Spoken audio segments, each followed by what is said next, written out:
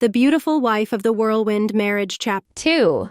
Lincha entered the bathroom and took off her clothes, preparing to shower. The bathroom here was bigger than the living room of her house. Just the hydromassage tub alone seemed big enough to swim in. However, she seldom used the tub since she always felt a little unaccustomed to it. She saw that today the maid had already filled the tub with water that was still hot with steam rising from it. After thinking about it, she removed her clothes and stepped into the tub carefully. When she immersed herself in the water, sure enough, she felt much more relaxed. Then, she recalled her stepmother's words, and then Gu Jingze's. Qin Qing was about to marry Lin Li. She first met Qin Qing in school. He was the captain of the drum corps and she was a drummer. Because of an injury, he brought her back to the Lin residence. With his then thin and weak body, he carried her body that was slightly plump due to baby fat on his back all the way home. When they reached the Lin residence, he was bathed in sweat. The sight tugged at her heartstrings, and at the time, she felt that he was the person who treated her the best in this world. At that time, they were still primary school students. He also began receiving frequent playtime invitations from the Lin family after they discovered that he was actually the second young master of the Qin family. Unexpectedly, this was how he met Lin Li.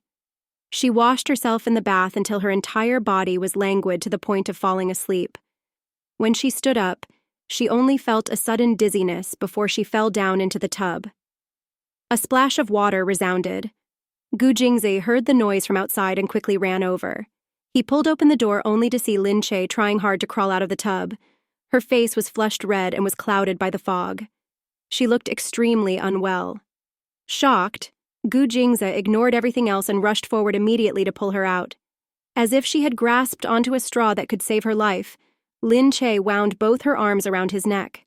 Her drenched body pressed tightly against his chest and got his clothes considerably wet. In large strides, Gu Jingze carried Lin Che out with a few steps. He placed her on the bed and patted her face. "What happened to you? Lin Che? Wake up." Lin Che gasped for air. Only then did her clouded and dizzy mind begin to gradually recover. Standing before her was Gu Jingze with his brows deeply furrowed and his gaze full of worry. Her heart thumped for no reason when she saw that. "I'm all right. I just feel a little dizzy." She held her hand to her cheek. "What were you doing?" Gu Jingze asked in a confused tone. "It's probably because I've never really taken a bath before. I felt like doing it today, but in the end, I was laying there for too long. I had felt a little dizzy while in the water, but I didn't expect that sense of vertigo when I got up." So that was what had happened. Gu Jingze's worries largely dissipated. It was only when he straightened his body slightly that he noticed Lin Che was naked. The smooth expanse of her skin was tinged pink due to the warm water bath. Under the circumstances, the lines of her curvaceous body appeared before his eyes even more clearly. Her chest area, in particular, was glistening with water, making it impossible to ignore. Gu Jingze's heart pounded. He felt a surge of heat pass through his brain, and in an instant, his lower abdomen followed and began to swell. Forcing himself to look away from her body, he picked up the blanket and covered her with it. Lin Che also realized that something was wrong with her. Her face was presently so red that it seemed like it was about to bleed. She clutched the blanket with a deadly grip and her heart was drumming in her chest. "Have you never had a bath?" Gu Jingze said, "I can't believe you can faint from taking a short bath." Lin Che said, "Of course. You think everyone is like you and born with a silver spoon in their mouths? When I was in the Lin residence, I stayed in the housekeeper's room the whole time. Of course, there was no place for me to take a bath." Gu Jingze looked deep into her eyes. "How do you feel now?" Lin Che glared at him. "Turn around. I'll be putting on clothes." Gu Jingze was compelled to turn around. "I've already seen what I should see." "You?" Lin Che's face heated up with anger and her small face began to swell up. Only after she put on her clothes at lightning speed did she feel a slight sense of security. Gu Jingze turned his head back to look at her. Her small face was still dark red and her lips had been soaked until they were even pootier. When she wiped her drenched hair with a towel, several beads of water flowed downwards along her hair, and fell onto her white neck. His throat bobbed. Following this, he felt his body temperature increasing slowly. At that moment, his cell phone suddenly started ringing. He lifted his phone and saw Huiling's name displayed on the screen. After letting out a dry cough, he shifted his gaze away from her and picked up the call.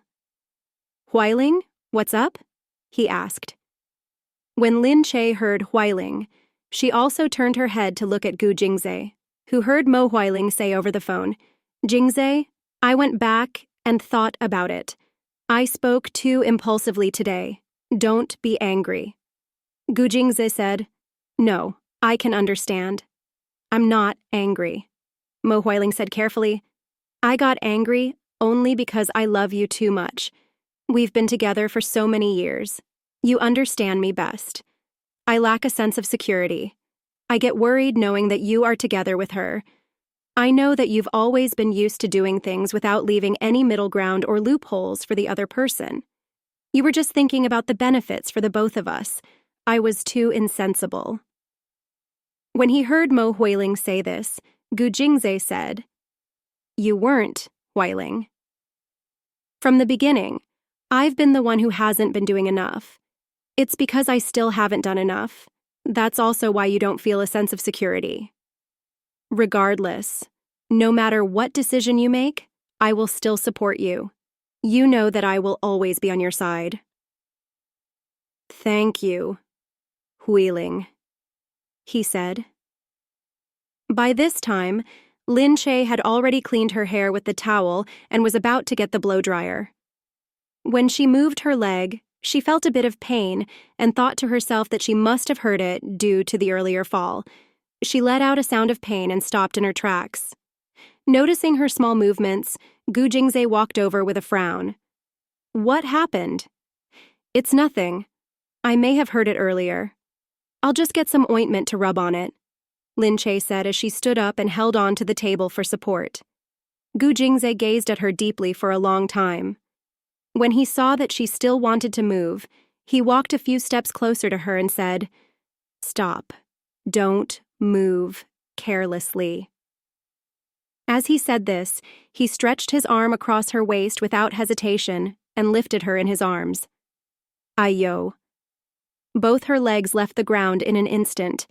As she looked at Gu Jingze's gallant face from this angle, the lines of his face were well-defined and his jawline was shockingly attractive. Combined with his deep and profound eyes, his entire figure was ridiculously perfect. Lin Che said, "What are you doing, Ree?" "Stay still and don't move." "How stupid," he said while looking down to glare at her. Lin Che's heart pounded, but knowing that he was helping her, she stayed completely still. She did not dare move a single inch. All she did was raise her head to look at him when he placed her on the single-seater couch. The large bruise on her ankle was extremely obvious. Gu Jingze said, "It's so strange.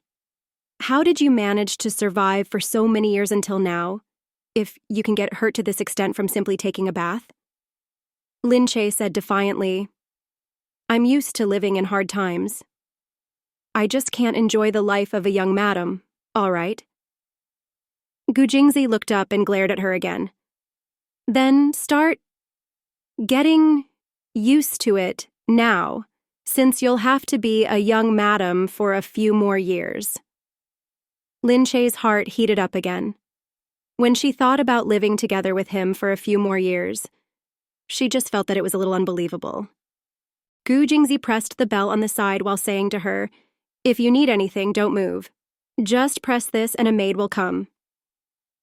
It was his first time explaining these things to her personally. For the past few days, she had remained oblivious that such things even existed. She looked at the button at the head of the bed and said in awe, "Being rich is just great. You can lie on the bed for a whole day without moving and you still wouldn't die of hunger." Gu Jingze looked at her. "Right now, you're also a rich person." "I'm not at all," Lin Che said. Gu Jingze said, "With a husband as wealthy as me, of course, you're a rich person." When Lin Che heard this, she felt a tingling warmth in her chest. But then again, she remembered that it would only be for a few years, so she pondered a bit before saying, "Forget it. If I really get too accustomed to it, then I won't be able to get used to living a hard life after we divorce." Gu Jingze looked at her in frustration. "You think too much." "Of course." Gu Jingze thought for a bit, looked at her, and said, "Don't worry. I'll give you a large sum of money even after we divorce. I won't let you live a rough life again." Upon hearing this, Lin Che could not help but smile. We'll see what happens then. For some unknown reason, Gu Jingze was irked by her words. Then, the maid came in. Gu Jingze requested the maid to bring him some ointment. Soon, the ointment was brought over. Just as Lin Che was expressing her thoughts about how life was so convenient for rich people, Gu Jingze had already crouched down and pulled up her leg with one hand. Shocked, Lin Che struggled immediately and said, "There's no need. I'll do it myself." "Don't move." Gu Jingze frowned. He raised his head and glared fiercely at this disobedient woman. Gu Jingze said, "Since you already fell, just stay still." Lin Che could only freeze where she was. She looked on as he took the ointment seriously with his long and slender hands and held her ankle. With his head slightly slanted, he slathered ointment on her ankle. She could not help but feel warmth growing in her chest. A serious man was definitely more handsome. She felt that in his half-crouched position, he simply looked extremely sexy and attractive. She unwittingly smiled and said, "I can do it myself, too." "You're not used to being taken care of by other people either." He raised his head. Lin Che said, "Yes, I'm already used to looking after myself." Gu Jingze gazed at her with his deep eyes. "I'm your husband. It's clearly stated in the agreement. Apart from the fact that we shouldn't interfere with each other's love lives, we must live like a typical couple in all other aspects of marriage life." Lin Che smiled as she looked at him. She suddenly felt that there was in fact nothing bad about marrying him. Although his heart belonged to someone else, their days together could still be considered comfortable and memorable. Gu Jingze carefully rubbed the ointment on her. Although she was tall, she was not heavy at all. When he was carrying her earlier, he felt that she was really light and almost weightless. When he looked again at her slim and long legs, he felt even more strongly that she was really thin. Her small feet were dainty and cute, and each toe was very round and full. As his fingers brushed lightly over them, it was as if his heart had also been brushed lightly until it became numb. When Lin Che saw that his movements had slowed, she looked down and asked, "What happened? Is there a problem?" Gu Jingze raised his head. "Oh, no, it's fine now." After shifting his gaze away from her toes, he stood up and walked out carrying the first aid box. Lin Che lowered her head and took a look at her wound. Gu Jingze really did things carefully. Even the ointment was applied beautifully. When Lin Che saw this, she was truly fascinated. Fortunately, there was only a slight bruise on the wound. The next day, she was back to leaping and frisking about. Soon her television drama began filming. That day, Lin Che went to the filming site very early. When she was done putting on her costume, the cast had already arrived one after another. Naturally, Gu Jingyu came very late. The moment he entered, a large and noisy crowd of people followed behind him.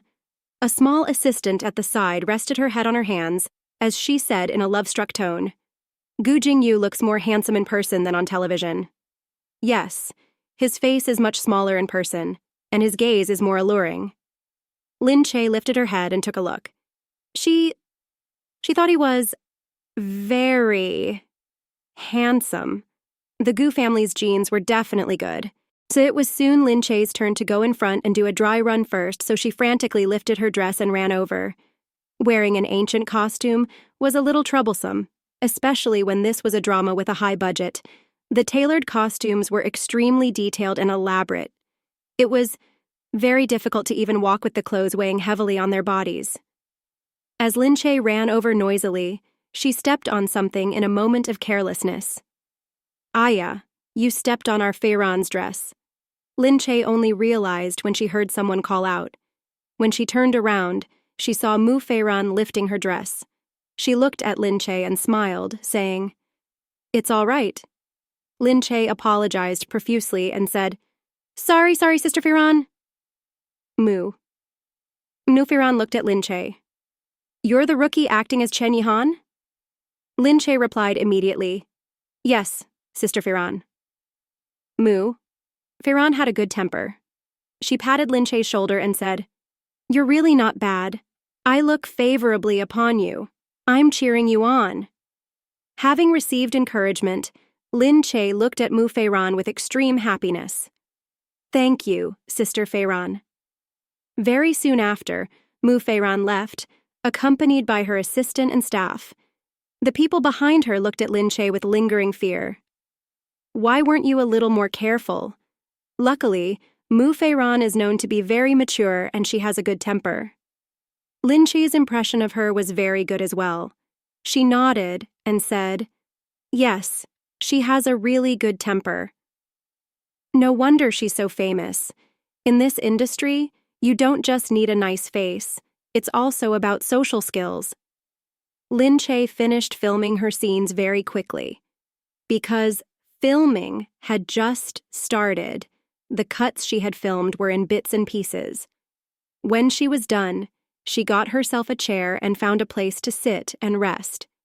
She was a small actress, unlike others who had assistants and managers looking after them. On the other hand, sitting alone was very comfortable.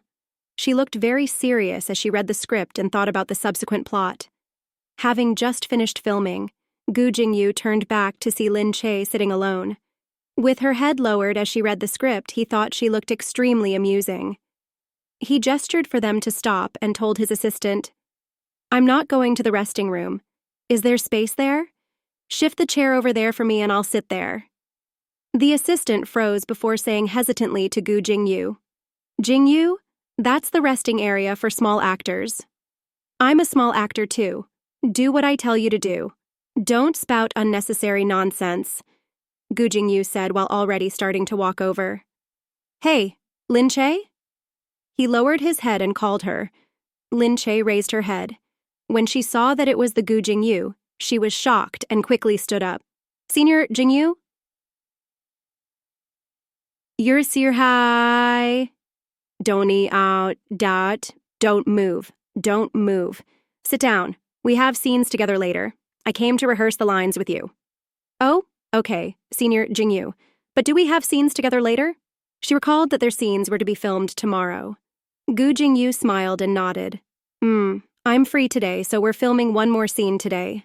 Lin Che did not doubt him. She looked at Gu Jingyu and picked up her script. Lin Che took it seriously and began to earnestly rehearse the script with him. Gu Jingyu raised his head now and then to look at her, but realized that she did not even spare him a glance and really treated him as if he was invisible. Gu Jingze rested his chin on one hand and began to scrutinize Lin Che in detail. When Lin Che realized that he had stopped, she lifted her head and asked in a perplexed tone, "Senior Jingyu, why are you looking at me?" Gu Jingyu asked, "Do you think I'm ugly?" Dumbfounded Lin Che said, "No way." Gu Jingyu said, "Then why don't you ever look at me?" Lin Che pointed to her own script. "But I have to look at the script. So it's true you don't like me. Did I make a bad impression on you?" Gu Jingyu thought to himself, was he not as attractive as the script? Taken aback, Lin Che said, "How can it be?" "I've always liked you very much, Senior Jingyu. You're the role model of the industry. I respect you a lot. My respect towards you is literally like a surging river that flows endlessly." Gu Jingyu said, "If that's true, then you should start following me and loitering behind me from tomorrow. Serve me tea, get me water, make me porridge and throw ours and cook my meals." Lin Che said, "Huh?" Gu Jingze said, "Isn't that what you should do?" Lin Che said, "But if I do all of these things, won't your assistant have to step down?" "Haha, so you're doing this out of consideration for other people?" Yes, otherwise I really would have started following you around. I'm serious, Senior Jingyu." Gu Jingyu said, All right, I'll grudgingly believe you. Lin Che hurriedly flashed a patronizing smile. Gu Jingyu said, Enough. You look even uglier than if you were to cry. Lin Che ended up wearing a poker face. She found chatting with him in such a casual manner actually rather comfortable. Gu Jingyu was a little different from what the rumor said. He did not seem that difficult to get along with, so she had know why entertainment reports all stated that he did not like talking, did not like contacting people, and was very difficult to get along with in person. From interacting with him, he was actually quite amicable. Gu Jingyu only stood up when it was his turn to film again. He specifically told the director that he was free today, so they could film tomorrow's scenes with Lin Che today as well. His scenes with Lin Che had no elements of romance. They were more like camaraderie among brothers. Having rehearsed for quite some time, they were already familiar with their lines and completed filming, basically, in one take. The director hurriedly complimented Gu Jingyu by saying, Jingyu's acting is simply great. He finished filming in one take with no hesitation. Gu Jingyu was long used to hearing compliments like these. Nonchalantly, he received the water that his assistant gave to him and took a mouthful of it before saying, No way. I think Lin Che's acting is very good. There is a lot of chemistry when I work with her. She's not bad. His pair of almond eyes curved as he looked at Lin Che. Beside them, the director froze. Then, he quickly said to Lin Che, Yes. It was precisely this quality of hers that we took a fancy to. Although she's a rookie, her acting is really not bad. She has potential. Upon hearing this, Lin Che looked at Gu Jingyu gratefully. A little encouragement from someone in her early days as an actress really made her happy for a long time. Thank you, Senior Jingyu. Thank you, Director, she quickly said. Gu Jingyu looked at Lin Che. Why are you calling me Senior Jingyu? Just call me Jingyu. Lin Che smiled as she looked at Gu Jingyu. She felt even more strongly that he was a really good person. On the other hand, the director was behind them reflecting on what had just happened. He looked at her meaningfully and thought that this little lady was extremely lucky. How could it be that the usually unapproachable Gu Jingyu was so thoughtful towards her after knowing her for such a short time? When he initially chose her, it was only because he thought that her image was very suitable. She was refreshing to look at and difficult to for our target. But he did not expect Gu Jingyu to treat her so specially. The moment the filming ended, Gu Jingzi called out of the blue and asked Lin Che where she was. Bewildered, Lin Che asked, What do you want? Gu Jingze said, I'm coming to pick you up. Lin Che paused before quickly giving him the address. She did not expect Gu Jingze to send her home. Very soon after, Gu Jingze arrived. Today, he was driving a less flashy black Bentley that looked like it was meant for business. However, the license plate was still showy. The plate number was 12321. What kind of bad taste was this? Lin Che got into the car and asked, What made you think of picking me up? Gu Jingze looked at her. She had just finished her scenes, so she still had makeup on. She looked like a water lotus that was extremely exquisite and beautiful. Looking away, he said, Oh, the Gu family wants me to bring you back, so I came to pick you up. Lin Che thought, That explains it. But he did not have to explain it so clearly, though. Lin Che sat down comfortably and said, Why do they want me to go back so suddenly? Is it really all right if I go back? Gu Jingze said, You'll have to meet them sooner or later. What are you worried about? Lin Che said, What if they don't like me? Gu Jingze looked at her. They will. They would like anyone, as long as it was not Mo Huiling, Gu Jingze thought. The Gu family mansion was larger than Gu Jingze's place. It looked like a compound of connecting courtyards, and it inevitably made her feel immensely stressed. Seemingly picking up on her anxiety, Gu Jingzi said to her, My family members won't eat you up. Just relax. Lin Che said, It's my first time meeting my in-laws. Of course. I'll be nervous. Gu Jingzi smiled. So, you have your nervous moments too? That's rare. Lin Che glared at him. Of course. I said that I'm very professional. Since I agreed to be your wife, I will definitely fulfill my duties. As for these duties, they also include making your family members like me. Then she saw the large metal gates inside opening and the butler coming out to welcome them. Second young master, young madam. The butler respectfully led them in. As she looked at the strict security inside, she suddenly felt much more stressed. After entering the house, the interior design was modern, and the marble floors were glowing. Before they had taken even a few steps, an extremely elegant lady walked towards them. You're Lin Che. We've finally met. Jingze has hidden you away too strictly the past few days. Otherwise, I would have gone over and met you from the start, she said, as she grabbed Lin Che's hand passionately. Gu Jingze made introductions from the side.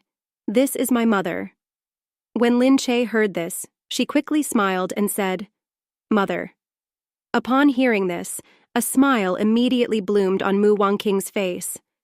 Good, good, good daughter-in-law. You called me mother. I must give you a red packet, too. As she said this, the maid came up to her from the side and handed over a red packet that had been prepared earlier. Lin Che was shocked and felt a little embarrassed. Gu Jingze merely stood there and quietly nodded to her. She could only take it as she thought to herself, this is probably a formality in their family. Thus she smiled and replied, Thank you, Mother. Okay, come. Let me introduce you to everyone. Mu Wanqing pulled Lin Che away and introduced her to an old man with a head of white hair who looked dignified at first glance. She told Lin Che to address him grandfather.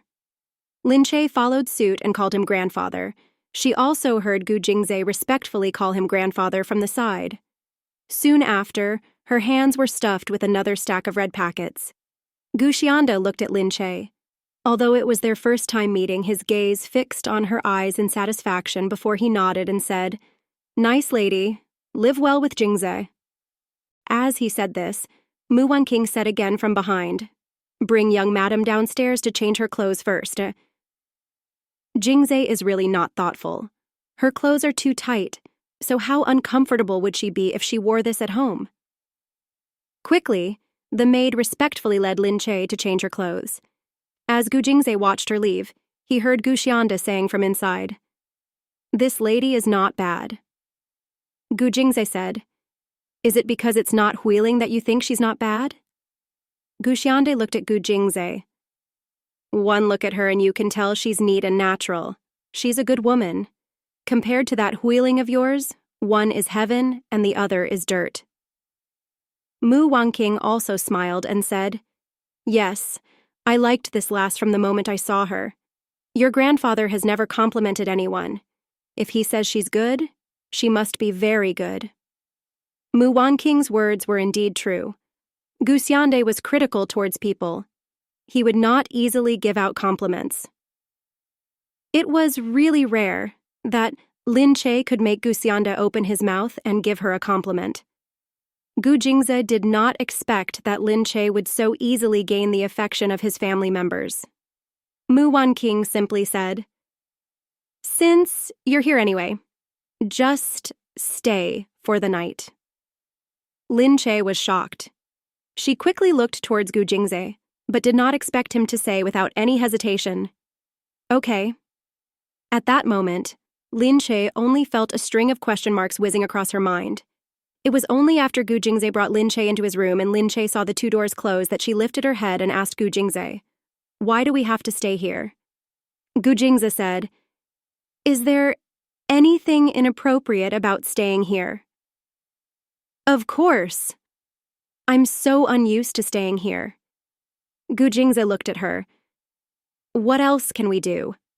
If we tell them that we want to return home, won't it draw a bit of attention to what we're trying so hard to hide? Lin Che said, We can say that we're blissful newlyweds and we make too much noise at night, so we're worried about disturbing them. Gu Jingze said, "The room is completely soundproof. There's no such problem." Lin Che was totally speechless. As she looked at him, she thought to herself, that was exactly what she meant. In any case, it would have been better to find any random excuse, but instead, he had replied so solemnly. Lin Che could only glance at him before turning her head to sweep her eyes across the room. Its size could not compare to that of the Gu residence. It was a suite with a bedroom inside. There was a simple study room outside, a big executive chair, and no couch. Lin Che held her forehead gloomily and thought about how they were to sleep for the night. However, Gu Jingze had already removed his jacket. He looked at the bed and said to her, "I'll sleep on the floor tonight. You sleep on the bed." Upon hearing this, Lin Che's heart skipped a beat. She did not expect him to actively suggest sleeping on the floor. It made her a little touched, but she was also embarrassed. "Why don't I sleep on the floor anyway? I only need to lay on more blankets." As she said this, she walked to the wardrobe and opened it. She discovered rows of his various clothes hanging inside. She decided that they were very beautiful and looked extremely expensive. However, there was not a single blanket. Good Lord, his family must have done this on purpose. Refusing to believe it, Lin Che said, "I probably can't sleep on the floor. There's only one bed, so why don't we ask someone to send in another set? Are you trying to tell them clearly that we sleep on separate beds? Then what do we do now?" Upon seeing her eagerness to keep her distance from him, Gu Jingze could not help but feel slightly irritated. He removed his jacket and threw it directly onto the bed. He said, "I don't care what you do, but I'm going to sleep anyway." Lin Che glanced at him. This person had just said us earlier that he would sleep on the floor. But now that he knew that there were no blankets, he was about to fight for the bed. I want to sleep on the bed too. You were the one who insisted on staying here, so think of a way to resolve this." She did not believe that he could not solve these problems. As she said this, she jumped onto the bed directly, burrowed into the blankets, and rolled back and forth once across the bed. Then, she lifted her chin towards him with a look full of defiance. "Right now, the bed is completely covered with my smell, the bacteria on my body, and everything else. Do you still want to sleep here?" While saying this, she even licked her hand and rubbed it all over the blankets as she refused to be outdone. Gu Jingze's face darkened. "Lin Che, what are you doing?" Lin Che lifted her head. "What? You haven't seen how dogs claim their territory? They just piss on it to prove that it's theirs. I'm doing the exact same thing right now. Now this bed is mine." Gu Jingze pointed to the blanket. "I'm referring to what you were doing just now. Wiping off my drool. Why? Do you want some?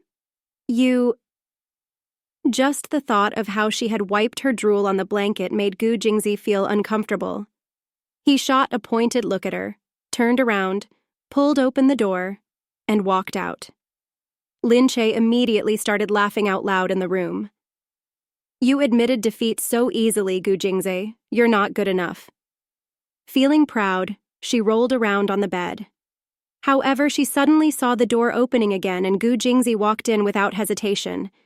His gaze fixed on her aggressively and made her feel slightly guilty for a moment. She stepped backward.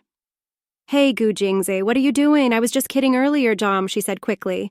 But she watched as Gu Jingze jumped onto the bed directly, pulled Lin Che over, and easily carried her over his shoulder. Gu Jingze's body was extremely strong. He was obviously tall and well-built. When he really took action, his movements were clean and efficient. On his shoulder, Lin Che was struggling recklessly. "Gu Jingze, what are you doing? Let go of me." She punched him with her small fists, but they were of no use. The door opened, and Lin Che was immediately thrown out of the bedroom and into the small study room outside. As she watched the door close in front of her eyes, Lin Che banged on the door angrily. "Gu Jingze, are you a man or not? You're fighting with a woman over a bed." "Sorry, I can't tell which part of you is like a woman, Gu Jingze said bluntly. Even angrier, Lin Che felt as if her lungs were about to catch on fire. Yes, I don't behave like a woman. Your Heiling is the most feminine person there is. Gu Jingze said candidly. That's true. Lin Che's felt stifled when she heard this. Then, why don't you go look for her? You can't do that, so you're just going to bully me instead. Hearing her say this, Gu Jingze felt very annoyed. He simply said, You think that if I could, I would still be here now? You... Outside, Lin Che looked at her surroundings. There was only a large executive chair that was impossible for her to sleep on. On the other hand, the high-quality carpet was extremely comfortable. She sat down on it and tested it out. It was very soft, too.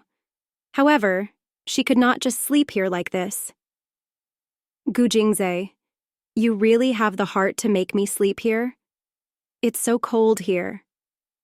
Inside the room, Gu Jingze's heart softened as well when he heard Lin Che's tone softening. However, when he looked at the bed that she had messed up completely, he was filled with anger again. He walked over and lifted the blanket. Indeed, her scent still lingered on the blanket, but it was slightly refreshing, enough to make his heart flutter. How? Ada Sanerte preferred enough to that Carter be a husband who treats his own wife like this. Gu Jingze, are you really that cruel? Gu Jingze pulled away the blanket and recalled that she had even spread her drool on it. Subconsciously, he felt even more uncomfortable. He said in her direction, You're tall and strong. Nothing will happen to you, even if you sleep outside for one night. Lin Che truly and completely gave up hope. As she laid there, she thought to herself in disappointment, Gu Jingze, just you wait. Just because he had Mo Huiling in his heart, he was so cruel to other women. Gu Jingze, if you really desire Mo Huiling so badly, then elope with her, venting your anger out on me for no reason. Are you even a man? You don't have the guts to defy your family. Also, you don't have the guts to reveal to Mo Huiling that you married me only because of her. You're just a cowardly man. Lin Che scolded him angrily before hearing the door click. It was completely locked. Gu Jingze did not make a single sound the entire time. Lin Che laid there waiting for a long time, but Gu Jingze did not react at all. She hugged her arms as she lay down and could not help but wonder if she had gone too far out of line when speaking to Gu Jingze earlier. To be honest, it was understandable for him to be angry.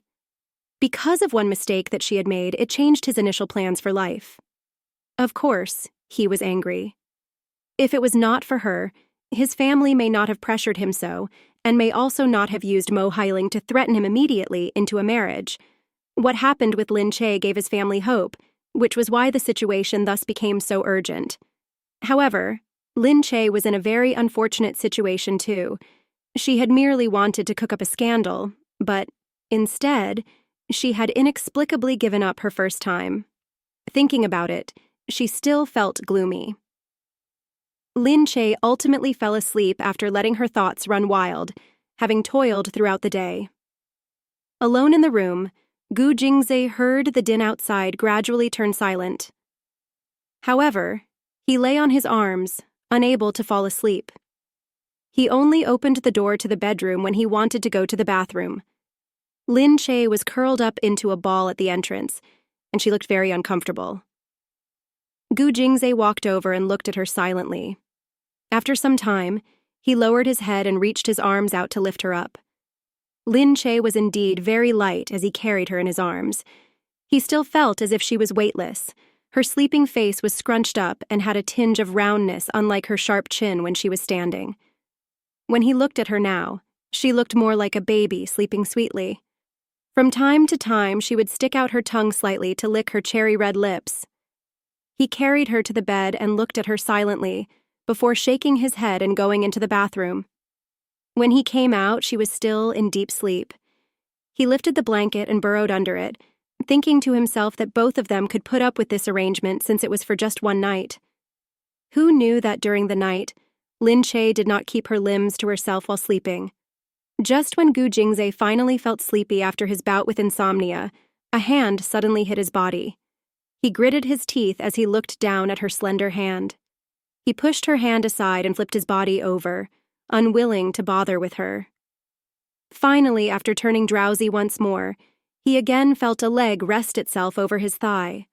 Just like that, he alternated between sleep and awakeness for some time. After God knows how long, he gradually fell asleep due to fatigue after seemingly getting used to her attacks.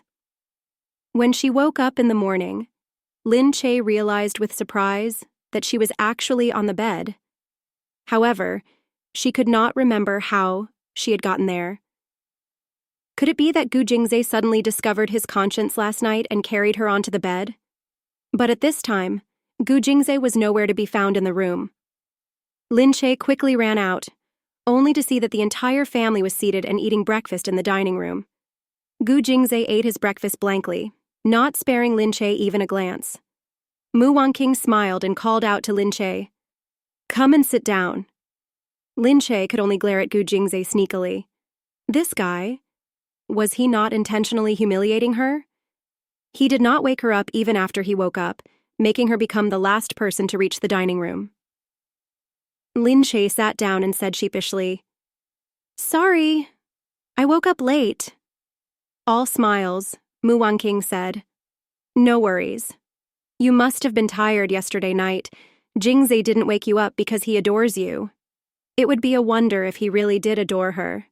She looked at Gu Jingze, who was just holding his spoon elegantly.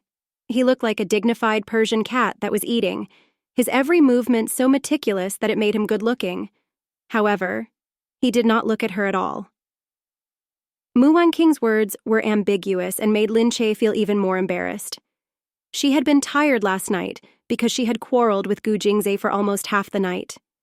In the end, not only did she fail to win, but she was also really exhausted, both mentally and physically. When Lin Che recalled this, she could not help but glare at Gu Jingze. Gu Jingze caught her gaze this time, turned to her, and rolled his eyes. Mu Wanqing saw their interaction and immediately started smiling. It looked like the two of them interacted quite a lot. When she initially made the two of them marry, she was still worried that their relationship would suffer due to Gu Jingze's overly aloof personality. But now, it looked like they actually got along pretty well. This child, Gu Jingze, was different from his two brothers. He did not like talking and did not like dealing with people either. He was arrogant and overbearing. When she made him interact with a girl, she usually saw no reaction from him at all. It was really surprising that he could interact with Lin Che in such a manner. Mu Wanqing said, "Lin Che, you're really too skinny. Eat more." As she said this, she hurriedly piled food on Lin Che's plate. Lin Che said frantically, "No need. There's no need. I can help myself, Mother." "No way. You're really too skinny." Mu Wanqing continued, "Now that you're part of the family, we must make you plumper." Lin Che said, "Does being slim not look good?" Mu Wanqing said, "Being slightly plumper looks good too." "Why? Who dislikes it? Does Jingze dare to give you the cold shoulder for being plump?" Gu Jingze looked at Lin Che. She was indeed a little too skinny. When she placed her arms on the table, the expanse of skin was white and clear, and her arms looked like they would break if someone tried to bend it. "There's nothing for me to dislike," he said. Mu Wanqing said, "See? I told you Jingze wouldn't dislike it." Lin Che looked at Gu Jingze. Of course he did not dislike it. They were in a fake marriage anyway. It would be fine as long as his huiling did not get fat. So Lin Che curled her lip and said, "Mother, don't listen to him. Men are all the same. Although they say that they'll like you whether or not you're fat, they still like slim women in their hearts." After hearing this, Mu Wanqing paused before laughing out loud. There were waves of laughter at the dining table. As Mu Wanqing looked at Lin Che, she truly started liking her more and more. Her words were amusing and her personality was refreshing. She was not pretentious at all. After eating, Mu Wan King even gave them a heap of food to take away before reluctantly walking them out of the house. Lin Che walked away from the Gu residence with Gu Jingze. In the car, Lin Che tugged at Gu Jingze and said, "I didn't expect your mother to be such a nice person. Before this, you talked about her as if she was very difficult. You scared me to death." As Gu Jingze looked at her face brimming with happiness, he gazed at her deeply. He was very surprised, too. It seemed like everything proceeded smoothly when she came to the Gu residence. He could tell that everyone, whether it was his grandfather or his mother, all liked her very much. However, he still could not help but say, "As long as it's not Mo Huiling, my mother likes everyone else." As expected, Lin Che turned her head to glare at him. She pursed her lips and thought to herself that this man was really a jerk. Lin Che suddenly remembered that she still had many red packets, yet to be opened. She decided to take them out and started opening them. When she opened them and took a look, she saw that the thick red packets did not hold money. They held title deeds. Shocked, she flipped open the deeds and was then, truly, astounded. The red packet that his family had given her was actually a piece of land behind a mountain in B City. The red packet that grandfather had given also did not contain money. It was the ownership of an apartment in the central business district. Lin Che yelled out in surprise, "Good Lord, is this a red packet?" Gu Jingze merely glanced at her sideways before looking back towards the front indifferently. "A title deed and property deed. Is there a problem?" "Your family is really too generous," Lin Che said.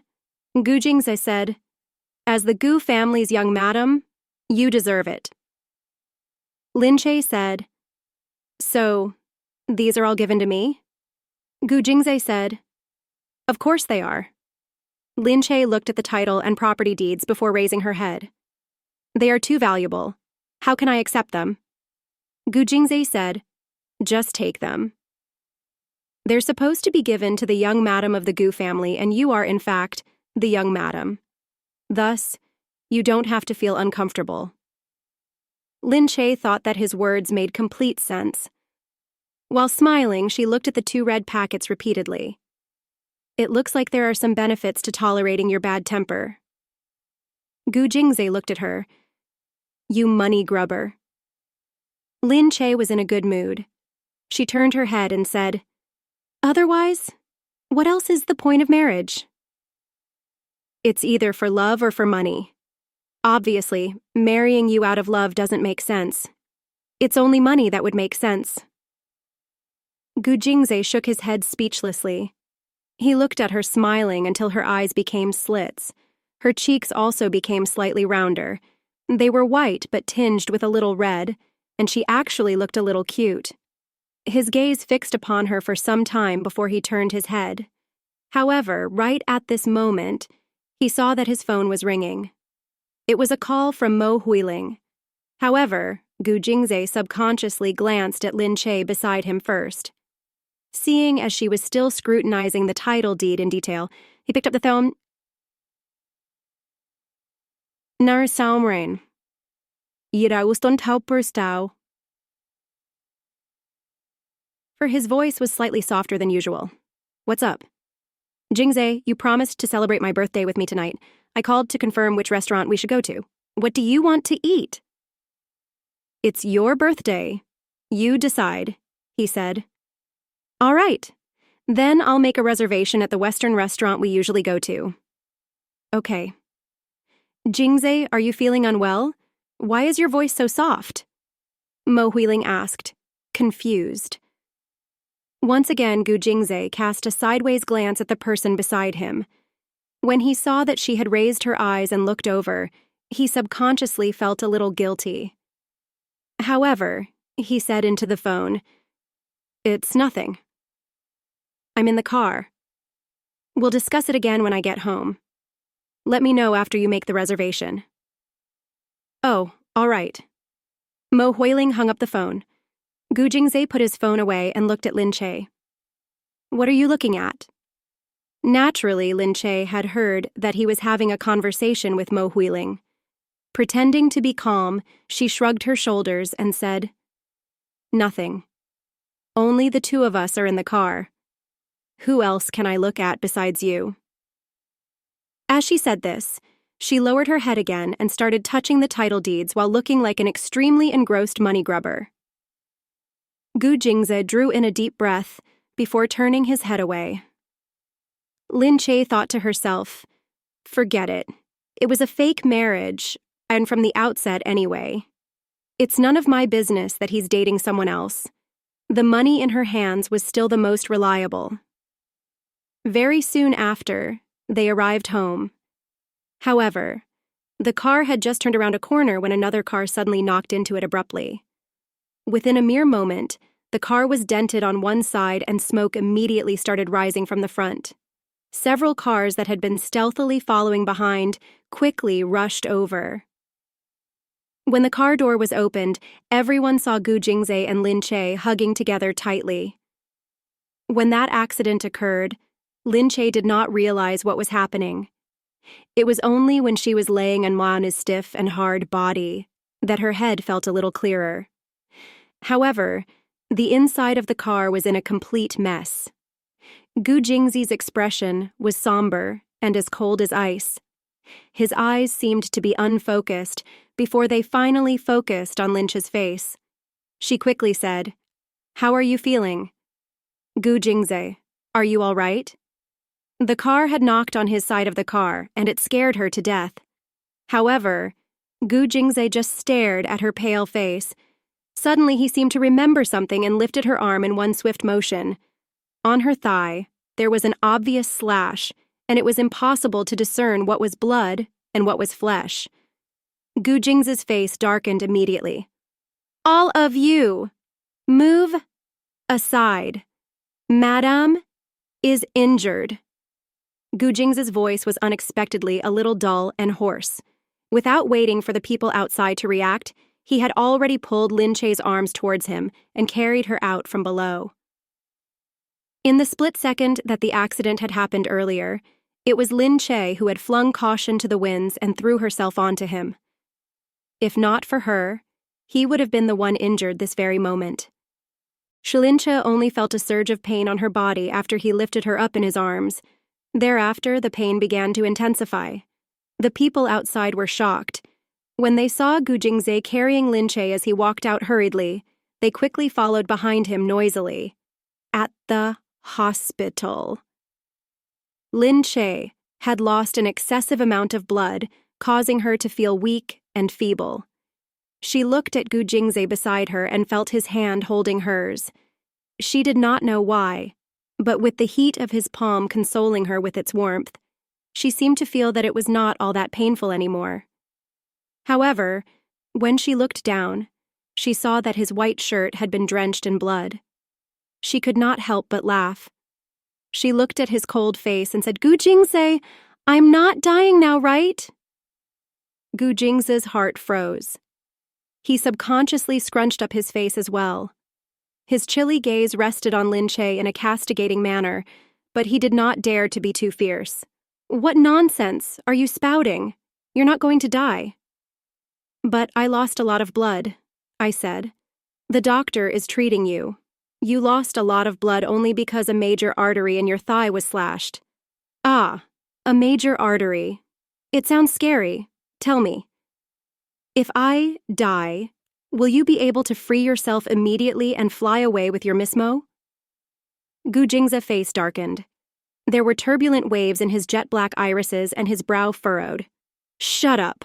I won't let you die." When he heard the name Mo Huiling, he actually felt slightly impatient. The feeling of not wanting to mention her silently surged in his heart. If she had not called, he would not have been constantly distracted, and he would have realized the abnormalities outside. Lin Che said, "Really? But it really hurts." Gu Jingze looked at her small face all scrunched up. She was as pale as a sheet of paper, and her small and weak lips were shriveled together. Her appearance made his heart seize up. He raised his head. "Didn't you hear that? "Madam said that she's in pain. Get the doctor to treat her quickly." Chin Hao had been following him by his side. When he saw an expression of extreme gloominess overcast Gu Jing's face, he quickly turned around to urge the other people to increase their pace. Gu Jing's gaze stayed on Lin Che's face. When he saw her turning her head away, seemingly to hide her pain, his eyes darkened. He used his large hand to turn her face towards him. As he pinched her delicate chin, his gaze was black. "Look at me. Don't overthink." "McKay," she hummed, but she still could not bear the pain. Gu Jing's gaze landed on her lips, which had dried and shriveled from the excessive loss of blood. Her lips were slightly parted, her breathing was heavy, and her brows had converged. He pinched her chin and turned his body to move closer to her before directly blocking her lips, which had been continuously opening and closing. Linda felt as if blood had suddenly rushed to her brain, turning it to complete chaos. It was only when his slightly cool lips brushed against hers and left behind a lingering patch of moisture that she regained her senses. He had kissed her, and he was still kissing her. He daringly pried her teeth open and almost raided her of all her air, not giving her any space to think at all. Their tongues knocked against each other, and his tongue wrapped around the tip of hers. With one forceful suck, all of her blood seemed to begin flowing backward, and a feeling of numbness immediately spread across her entire body. Lin Che's eyes widened. As she looked at his perfect face in such close proximity, a fragrance embraced her. It was tinged with the heat of ambiguity, and it caused her to suddenly forget her pain. Her fingers clutched his strong hand as the heat still in his palm traveled into her hand in threads. She did not feel an ounce of pain again until the doctor stitched her wound up, until Gu Jingze slowly released her lips. Her scent was as sweet as he remembered. After he released her lips, the remnants of desire lingered between his teeth. It might have been the earlier spike in adrenaline that had allowed Lin Che, who had lost an excessive amount of blood, to stay awake all this while. However, when the doctor stood up and said that he was done treating her, she laid down and fainted immediately like a broken string that was released. When Lin Che woke up, she realized that there was an expanse of blue around her. There were various types of apparatus in operation. She froze and struggled to get up, only to pull her wound below, that left her feeling a stabbing pain. However, she sensed that someone was still holding her hand. It was only then that she saw Gu Jingze laying by the bedside, fast asleep. Her slight movement caused him to open his eyes instantly. "What happened?" He looked at her with slight anxiousness. "Is there anything wrong with you?" He looked a little tired. Lin Che could not help but wonder if he had stayed here accompanying her for the entire night. Lin Che quickly said, No. I just pulled on my wound slightly." Upon hearing this, Gu Jingze rushed to stand up and lifted the blanket to check her wound. It was still tightly bandaged and probably would not lead to any complications. He let out a sigh of relief and frowned at her. He said, "Be a little more careful. Don't move around for no reason." In the last night, she mumbled from time to time, and her groaning made him feel uneasy. He could only hold her hand like this and stay beside her throughout the night. It was only when dawn approached that he succumbed to his tiredness by laying down and falling asleep. Chin Hao could not bear to see him like this, and wanted him to sleep in the adjacent hospital room. But each time he moved, Lin Che would grunt a few times. Thus, he lifted his hand and gestured for Chin Hao to leave. He stayed here looking after her the entire night. Fortunately, the doctor said that although a major artery had ruptured, the bleeding had stopped and she was going to heal with timely treatment. However, a large amount of blood flowed from the major artery, so even though the bleeding stopped, there was still an excessive amount of blood loss, which caused her to feel very weak. The doctor also said that it was highly dangerous for the major artery there to bleed. If not for the timely treatment, she would have likely died within a short amount of time. Lin Che felt that she seemed to be in much better spirits as she looked around the luxurious VIP ward. If not for the excessive number of apparatus, it really looked nothing like a ward. She knew that she was probably all right now. At the same time that she heaved a sigh of relief, she suddenly remembered, "Oh no, what about my title deed and my property deed?" Gu Jingze looked at her, dumbfounded. "I don't know." Lin Che was shocked. No way! She had tossed it aside somewhere in her moment of anxiety. How could it be that no one kept it for her? Lin Che said, "How could this happen? It's such an important thing." Gu Jingze gazed at her deeply. "Fine. If it was really so important, then why didn't you hug your title and property deeds tightly and huddle into a corner? You even tossed them aside and jumped on me." He felt slightly apologetic towards her. He did not expect her to actually react that way. Lin Che blinked. "I forgot what happened. Maybe I did it in a moment of impulse." Gu Jingze looked at her. "Don't do it again next time. It was too dangerous." Lin Che said, "Of course. After being taught a lesson this time, I know what to do next time. It's just because this was my first time and I didn't have experience, so I didn't know where to hide." Gu Jingze shook his head. Lin Che said, "Oh, right. My property deed and title deed can be recreated?" "Of course, if your name was on them, then they're yours." "That's great." Lin Che seemed to be relieved. Gu Jingze said, "Okay, money grubber. Since this problem has been solved, it's time for you to eat something." The doctor said that she could eat when she woke up, so he had already asked someone at home to make something for her in advance. Now that she was awake, he called for someone to bring it over. However, she still wanted to move, so Gu Jingze pressed her down. "I'll feed you. Just stay still."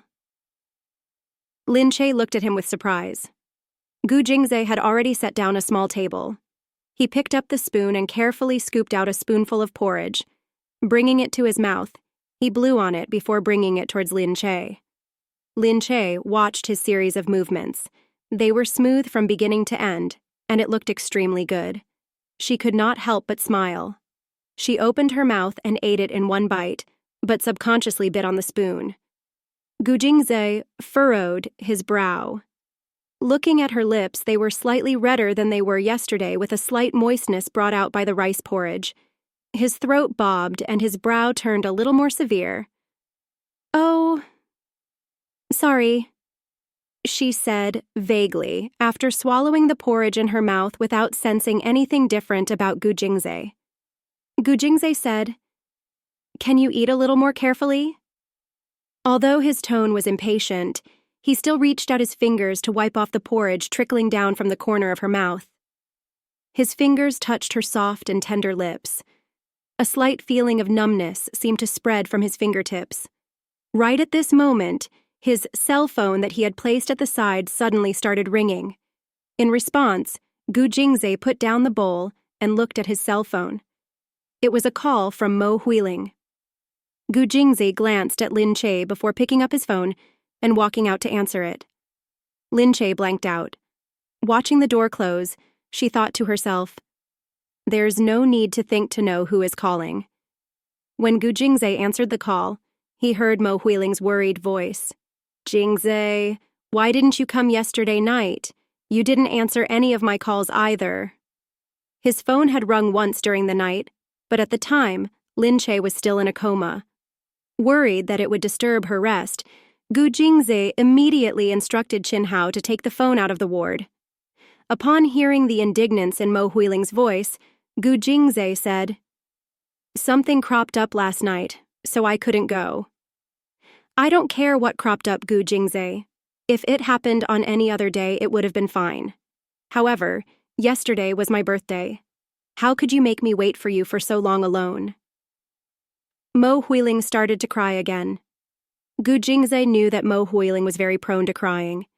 However, when he heard her cry at this moment, he could not help but think that Lin Che was actually not such a crybaby. Even though she had been in so much pain yesterday to the point where her teeth were chattering, and she thought that she was about to die, she did not even shed a single tear.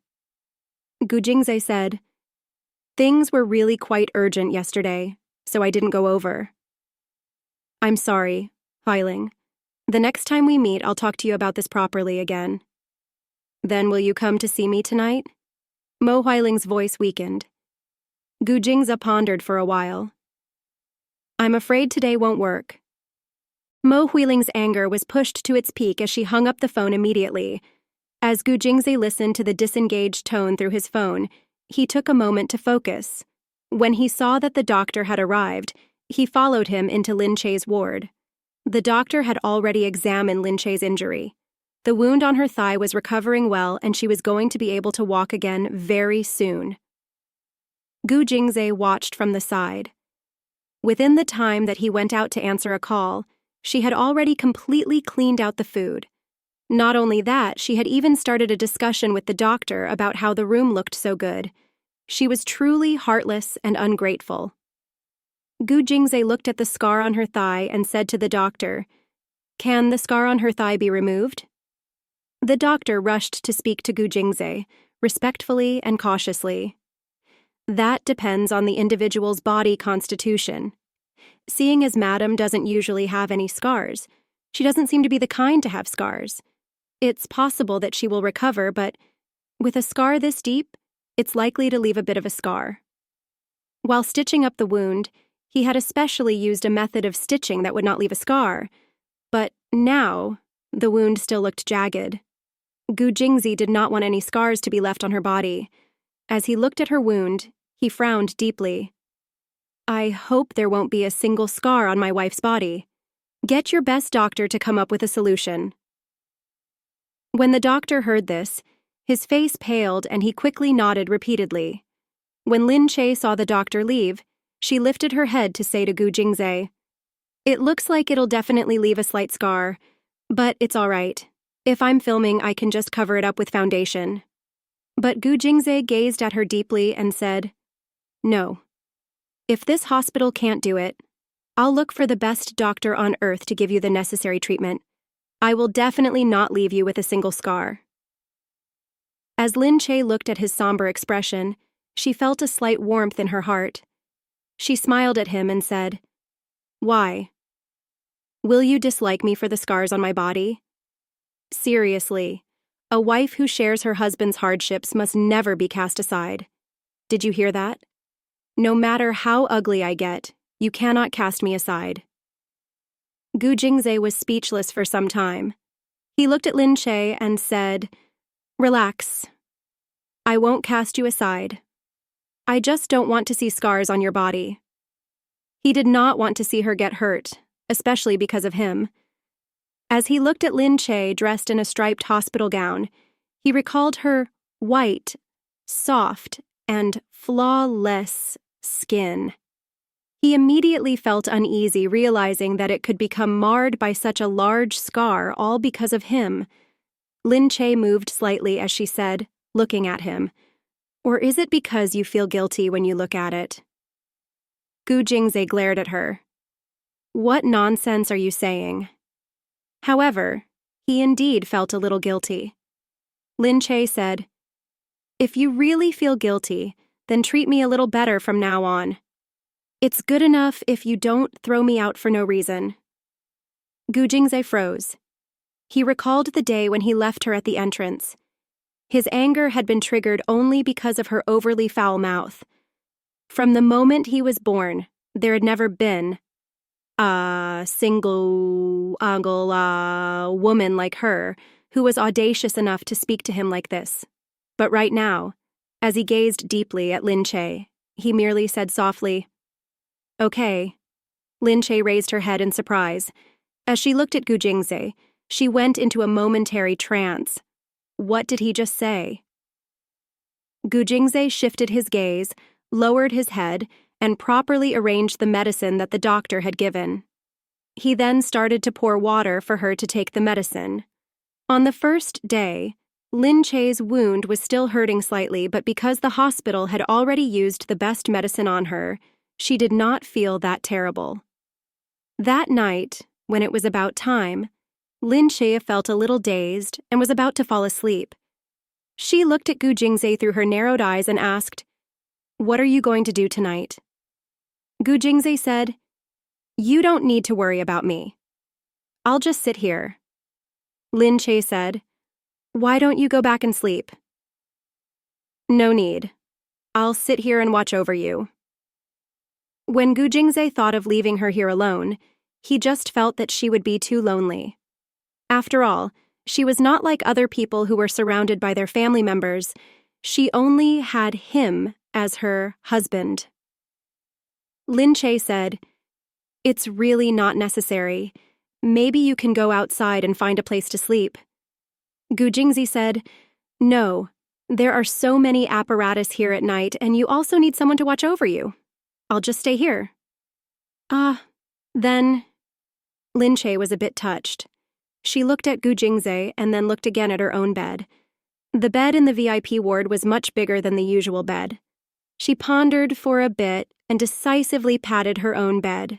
Why don't you just come up and sleep here? The bed is big enough too. So Gu Jingze's gaze flashed stealthily as he looked at the place that she had patted. However, a slight feeling of secret delight flitted by in his heart. As a matter of fact, he did not feel repulsed at all. Seeing as he neither rejected her suggestion nor agreed to it, Lin Che said again, Why? Are you afraid that I'll jump you? In that case, I'll put the pillow in the middle. The bed is so big. It's completely possible for us to sleep separately. Gu Jingzi's brow furrowed slightly. All right, then we'll do just that. Let's rest early. When she saw that he had really agreed, Lin Che quickly shifted to the side to give him space. Gu Jingze tidied up for a bit before getting onto the bed. They slept on opposite sides, with a pillow between them. However, Lin Che had overestimated herself. Although she lay there like this, she kept feeling like she could sense the breathing of the man beside her despite the fact that he seemed to have fallen asleep long ago and was staying completely still. Fortunately, the effect of the medication caused her to finally fall into a deep sleep quickly. Gu Jingze sensed that the person beside him was no longer tossing and turning, and her breathing had gradually quieted down. He knew that she was probably already asleep. Heaving a sigh, he flipped to his other side and tried to fall asleep too. However, just when he was about to fall asleep, a leg suddenly landed harshly on his body. Gu Jingze's eyes darkened. This Lin Che, was her thigh not hurting anymore? Her injury did not improve her bad sleeping posture. To not touch her wound, he grabbed her slender thigh and carefully pushed it aside. But then, a soft arm landed on him again. Gu Jingze thought that unless a knife was put between them, nothing else placed there would be able to obstruct this hyperactive woman. He carefully held her arm, turned his head, and gently placed it back. But then, he came face to face with her quiet, asleep face. Her red lips were bright and moist. Right now, it seemed like this hardy woman was already vastly different from the woman who was about to die yesterday. She had rapidly regained her vitality. Then she arched forward. Gu Jingze paused. He sensed that her lips were already brushing his face. If he moved a little, he would be able to touch her soft, red lips. The moistness of her lips sent a slight shiver through his body, and a jolt of electricity seemed to pass through him. Staring at her mouth, he suddenly felt his mouth go dry. However, she once again began to move randomly. Her small lips directly brushed against his lips. A wave of dry heat made Gu Jingze furrow his brow deeply. Lin Che, you're playing with fire. In a threatening tone, he spat out a warning through pursed lips. I dare you to try moving again. However, Lin Che obviously did not hear his hoarse voice at all. Gu Jingze's heart thumped as he looked at her lips. They had a perfect shape and were moist and soft like the wet and red flesh of fruit. However, they also seemed to carry a hint of seduction. He turned his head and gently moved closer. However, just as he inched closer, her pair of big eyes, that had been tranquil, suddenly opened. His aloof face froze there and then as he looked at Lin Che's glazed eyes. At that moment, she felt that the distance before her eyes was a little ambiguous. In turn, she rubbed her eyes, in a daze. The effect of the medication had also robbed her of her rationality. You? As she looked at his sensual and perky lips before her eyes, she felt her heart itch. Sleep properly. He let out a dry cough and stretched his hand out to cover her eyes. Soon after, her breathing evened out again. On the other hand, Gu Jingzi turned his head away and did not glance at the woman beside him again. But when he closed his eyes once again, he could still feel her arm attacking his chest. He frowned, but he seemed to have gradually gotten used to her occasional attacks. He soon went straight to sleep. On the second day, Gu Jingzi was already long gone when Lin Che woke up. It was only when she was done washing up that Gu Jingzi brought breakfast over. Lin Che's thigh no longer hurt, and accordingly, her mood also took a turn for the better. She looked at Gu Jingzi and said, "Just like I told you, it's definitely possible to sleep like we did last night. Look at how much sharper you look." Gu Jingzi merely glanced at her silently. He did not talk about how he had found her sprawled across his body when he woke up in the morning and how she had drooled on his neck. Just the thought of that made him feel an itch on his neck. Very soon after, the doctor came to change Lin Che's bandages again. Looking at her wound, it seemed to have gotten much better. However, the scar was still hideous and Gu Jingzi continued wearing an unpleasant expression. "Doctor, when will my wife's thigh recover completely?" The doctor heard Gu Jingzi's low voice as he asked this, and quickly said, "This will need..." Before he could respond, Gu Jingzi's cell phone started ringing. Gu Jingzi took a look. It was Mo Huiling. Still waiting to hear the doctor's response, he rejected the call. Sensing the situation, the doctor continued, "This is..." But right at that moment, his cell phone started ringing again. Gu Jingzi looked at his cell phone a little impatiently. Mo Huiling's name kept flashing on the screen. At the side, Lin Che lifted her head and said, "Gu Jingzi, pick up the call first and we'll discuss it later." Gu Jingzi's face tensed. He glanced at Lin Che before reluctantly turning away and walking out while holding his phone. He's picked up the phone, his impatience showing slightly in his voice. "Huiling, is something the matter?" Mo Huiling pouted playfully through the phone and said, "Why did you reject my call earlier?" Gu Jingzi was still mulling over the doctor's words and said into the phone, "I was busy just now." "Why?" Mo Huiling said, "You didn't come to celebrate my birthday, and after that, you didn't care about me either." "Jingzi, what exactly is up with you, Amam?" Gu Jingzi recalled the day of her birthday. Because of the car accident that happened that day, he did not meet her, and thereafter, he was busy attending to Lin Che's injury. "I've just gotten busier recently." Because the accident had not been made publicly known, Gu Jingzi did not tell Mo Huiling either. "Now that I'm ill, won't you come and visit me too?" Mo Huiling whined. "You're ill?" Gu Jingzi asked. Mo Huiling choked back a sob and said, "I want you to come and keep me company." "I don't care what you're busy with. Jingzi, if you don't come to see me, I definitely won't get better. Right now, I feel like I'm about to die soon." Was it actually that severe? To the point that she was about to die? After Gu Jingzi returned to the ward, he said to Lin Che, "Something happened to Huiling. I have to go over and take a look." Lin Che spaced out. She looked at him and nodded her head. "Oh, go ahead. There are so many people watching over me here. Nothing will happen anyway." Gu Jingzi nodded and glanced at her meaningfully before walking over to her. He reached his hand out to tuck her into the blanket and positioned her exposed leg properly. "I'll call someone to look after you. You move too much when you sleep. Make sure not to touch your wound," he said. Lin Che said in surprise, "When did I move in my sleep?" What happened last night came to Gu Jingzi's mind. He snorted to her and said, "You say you didn't move when you nearly flew to heaven. In any case, be a little more careful. Don't be so restless. If it starts to bleed again, your leg will be good for nothing." "Okay, stop nagging. Quick, go look for Miss Mo. Doesn't she have some urgent matter?" After thinking, Gu Jingzhe agreed with what she had said. He nodded his head and went out.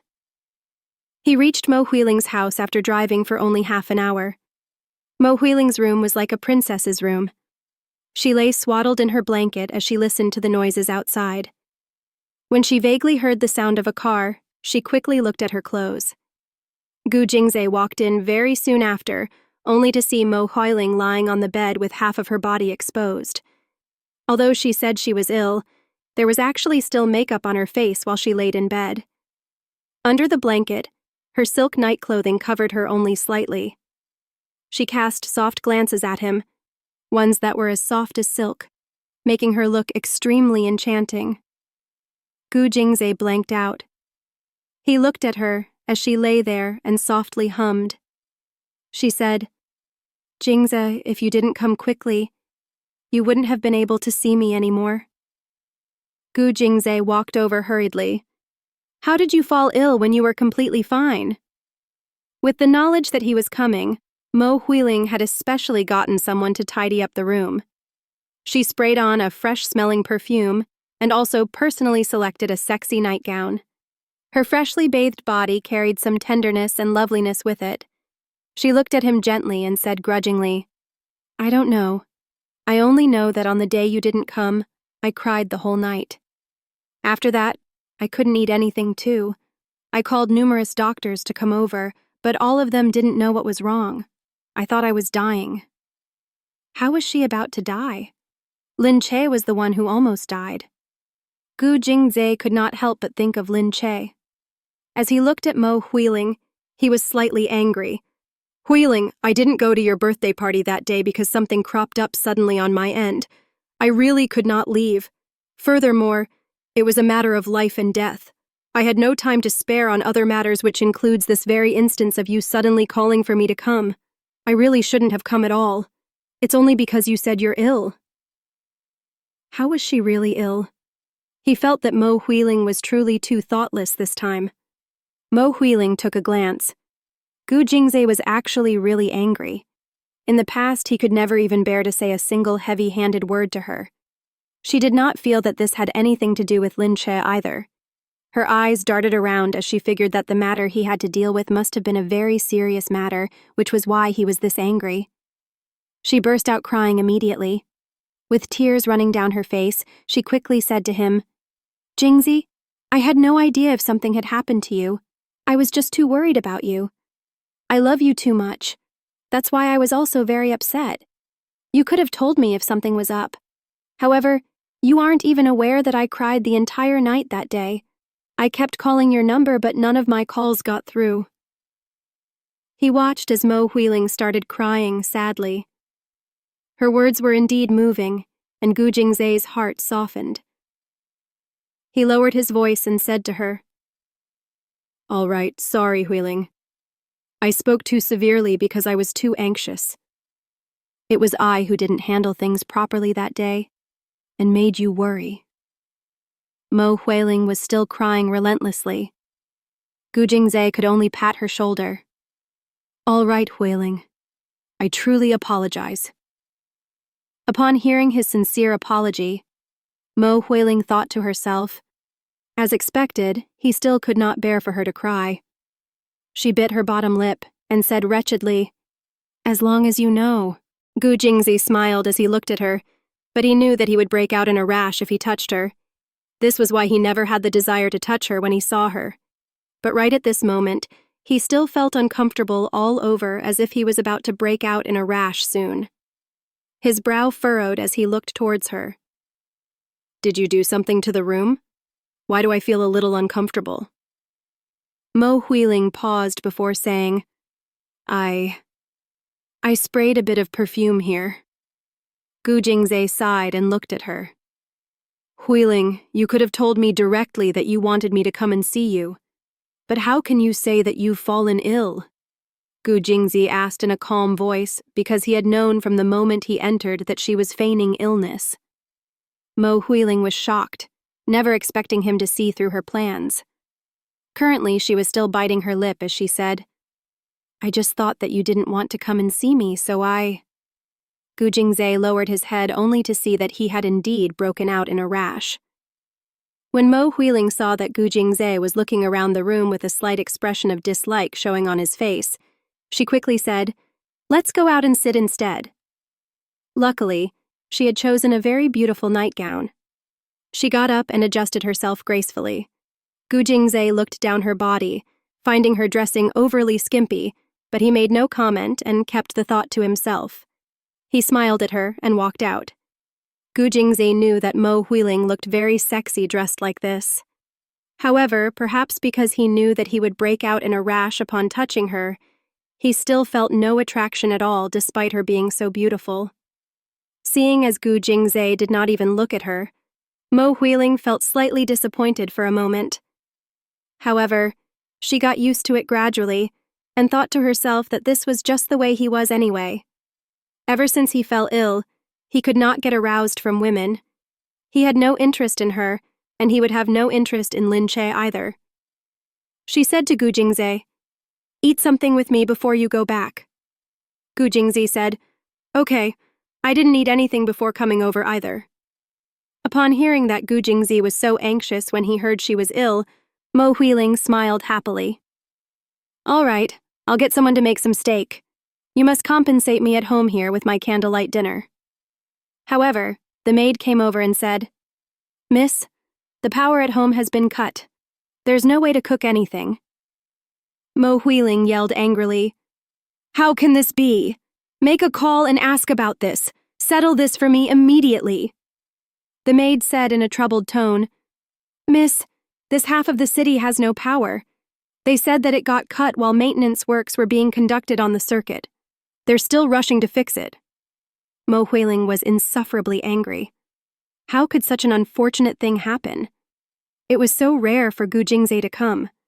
They could have eaten dinner together, drank some wine, and if he felt too tired, he could have stayed overnight. When Mo Huiling thought of how he had a wife living in that house with him, she simply felt uncomfortable letting him go home now. Gu Jingzhe said, "Forget it, Huiling. Don't trouble them." He had indeed not eaten and was hungry. After thinking for some time, he said to the maid without further ado, "If there's a solid fuel stove, just buy some cup noodles for us to eat." Upon hearing this, the maid stared with widened eyes for quite some time. Mo Huiling did the same. Surprised, she said, "You want to eat cup noodles?" Gu Jingzhe said, "Yes, Huiling. If you eat cup noodles once in a while, it still tastes pretty good." Thereafter, he said firmly to the maid, "Just go buy some cup noodles for us." Not daring to neglect his instructions, the maid hurried out. Mo Huiling looked at Gu Jingzhe with hesitation. "Why did you suddenly think of eating this?" Gu Jingzhe said, "It's really quite nice.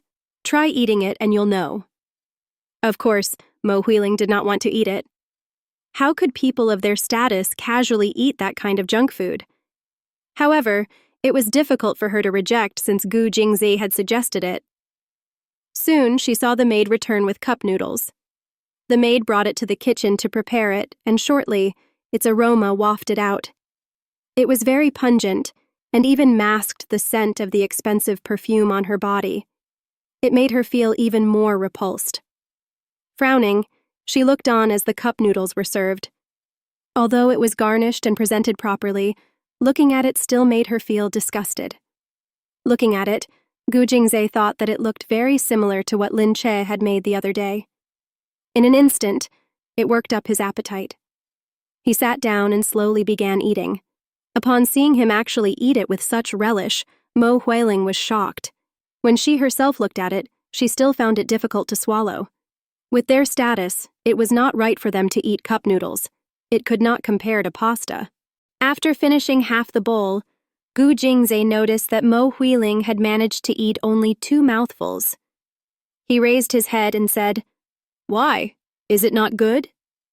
Mo Huiling could not hide the condescending look on her face. "Jingzhe, this is junk food. You shouldn't eat it either. It's not good for your body. And it's so dirty, too." Gu Jingzhe's appetite immediately vanished because of her words. He looked at Mo Huiling. Even though he knew that she was referring to the cup noodles, he just felt as if she was calling Lin Che dirty. Unknowingly, He had associated cup noodles with Lin Che. He felt slightly unhappy but did not show it. He knew that he could not force Mo Huiling to like what she did not like. However, he was a little disappointed. He did not expect her to dislike it. So he simply said, "Don't eat it if you don't like it. I know that this isn't too healthy." He could understand. After all, Mo Huiling was like him. From a young age, both of them had received a distinguished and refined education. It was a given that they would not be used to things like cup noodles. Seeing that Mo Huiling was fine, he stood up and said, "I'm full. If there's nothing else, I'll go back first." Lin Che was still in the hospital. It was fine for him to leave temporarily in the day, but at night, she simply moved too much in her sleep. He could not be at ease letting someone else watch over her. In the event that she tore open her wound, the scar would only become larger. That would be too ugly for a girl. Furthermore, her skin was so beautiful. It was softer and whiter than snow. He could not bear for it to have a single blemish. "Are you that busy?" Mo Huiling felt slightly reluctant to part with him as she looked longingly at Gu Jingze. As Gu Jingze looked at her pitiful expression, he felt a tinge of hesitation. But when he thought of Lin Che, he steeled his heart on his decision to return. "Huiling, I'll keep you company again when I'm no longer busy." Seeing that he was so certain, Mo Huiling could only purse her lips and walk him out. She also knew that it was likely impossible to change his mind once he had decided on something. After Gu Jingze left, Mo Huiling turned back to look at the 2 bowls of noodles.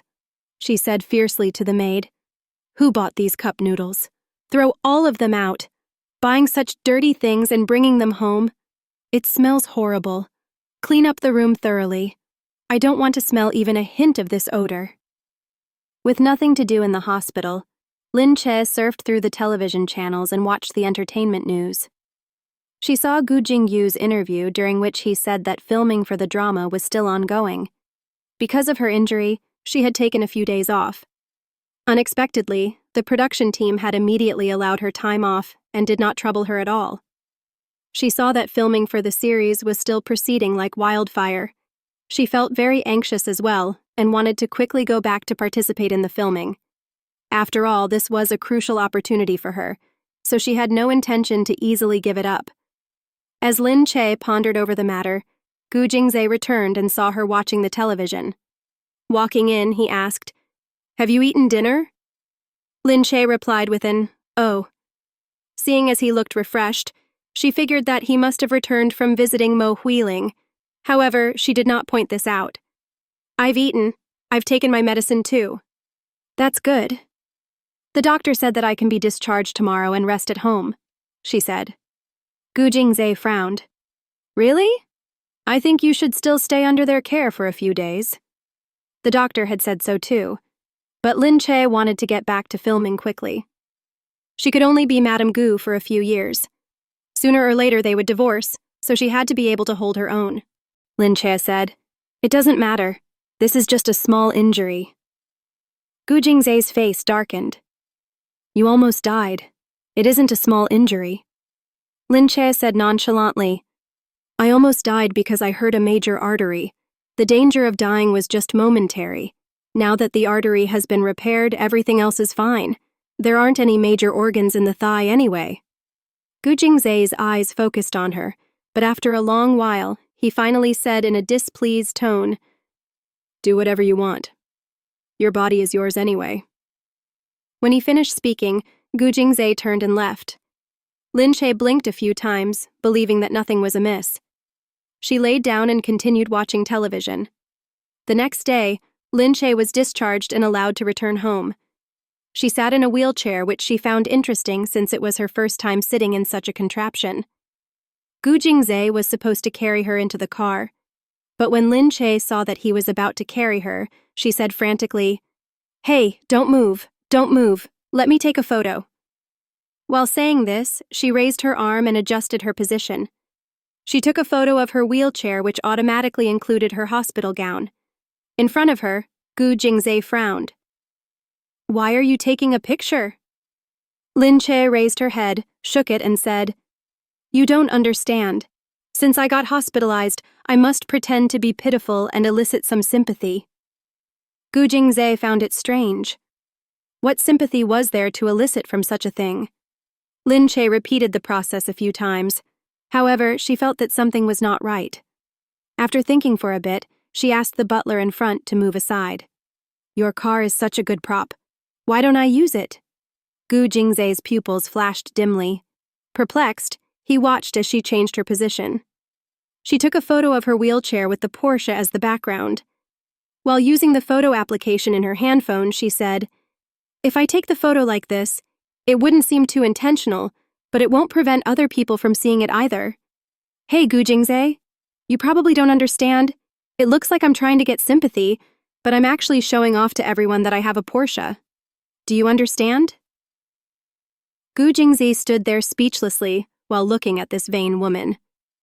She added another filter to her photo again, making the photo look extremely high quality, as if it had been printed on photographic film.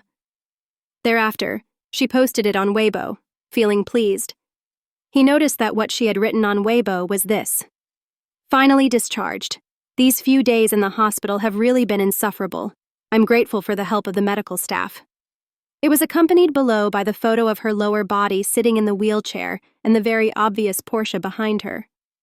Gu Jingze shook his head. She really had nothing better to do. "Why did you post this?" he asked. Lin Che raised her head. "To show off to the people on Weibo. Oh right, I'll share it on WeChat Moments too." Only after sharing it with her friends did she let Gu Jingze carry her into the car. She continued looking at her Weibo and her WeChat Moments when the car engine started. Very soon after, she saw comments popping up on her Moments post. "Why are you sitting in a wheelchair? Did you get hurt during filming? You poor thing, rest well." Lin Che said to Gu Jingze, "These people are all fools. How could they miss my car? Look at this person instead. He noticed it." Indeed, there was a comment below stating, "Ayo, have you found a sugar daddy? Isn't that a Porsche?" Lin Che laughed out loud, feeling extremely proud. "You see that?" Gu Jingze's face turned black. Lin Che said, "Aya, do you think that after seeing me suddenly show off like this, they'll really think that I'm a kept woman?" Gu Jingze's face darkened even more. He was not an old man. Pinching her chin, Lin Che mulled over this for a long time before saying, "But doesn't that mean my family can see it too, since Lin Li is on my friends list?" Sure enough, it did not take long for Lin Li to leave a comment. "Is that a Porsche? Lin Che, what exactly are you up to?" Lin Che snorted and ignored her. Proudly, she said, "I don't know if she can tell that this Porsche costs tens of millions.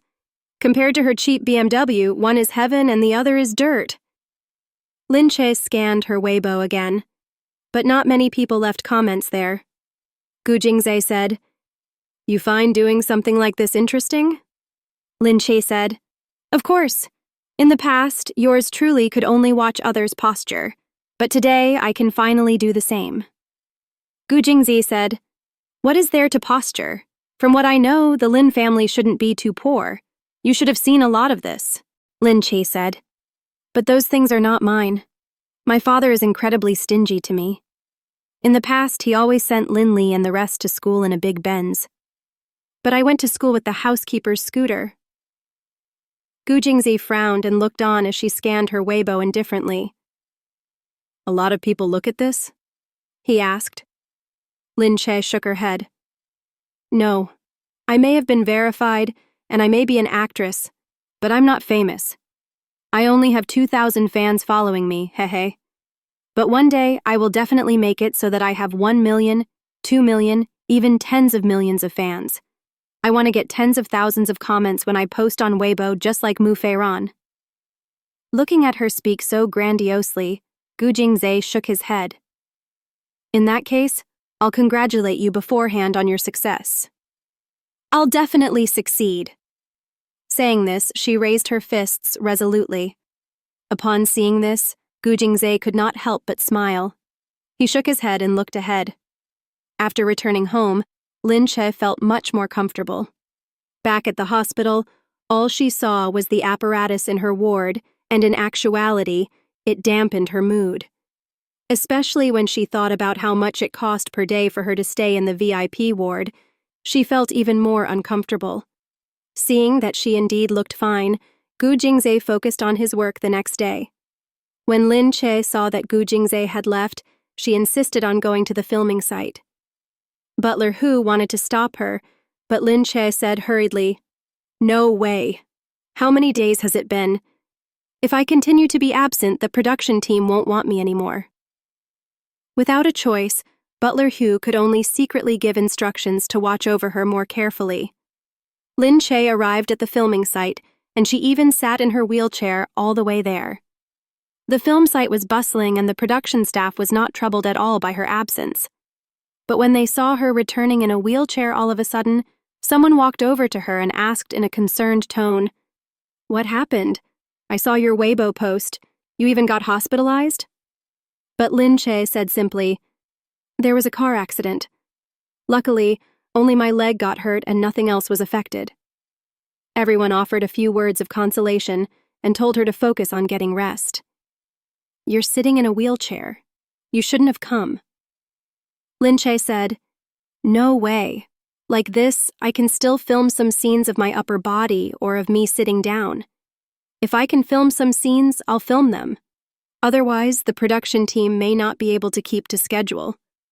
Hearing this, the assistant director smiled and said, "All right, you're really professional. In that case, I'll have a word with the director and let you participate in the filming." Lin Che thanked him.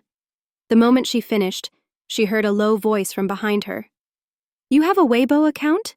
How come we never mutually followed each other?" It was Gu Jingyu. She did not know when he had come up behind her. Shocked, Lin Che looked at Gu Jingyu and said, "I followed you. It's just that you didn't follow me."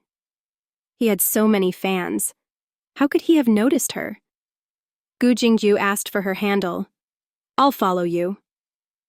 Lin Che looked at him in surprise. "Really?" Gu Jingyu was a person who seldom followed anyone. There were only about 20-something people in the list of those he followed. Lin Che quickly gave him her handle.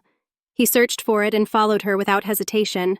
Following this, Lin Che saw that she and the huge celebrity, Gu Jingyu, was now mutually following one another on her Weibo page. She immediately felt a rush of joy.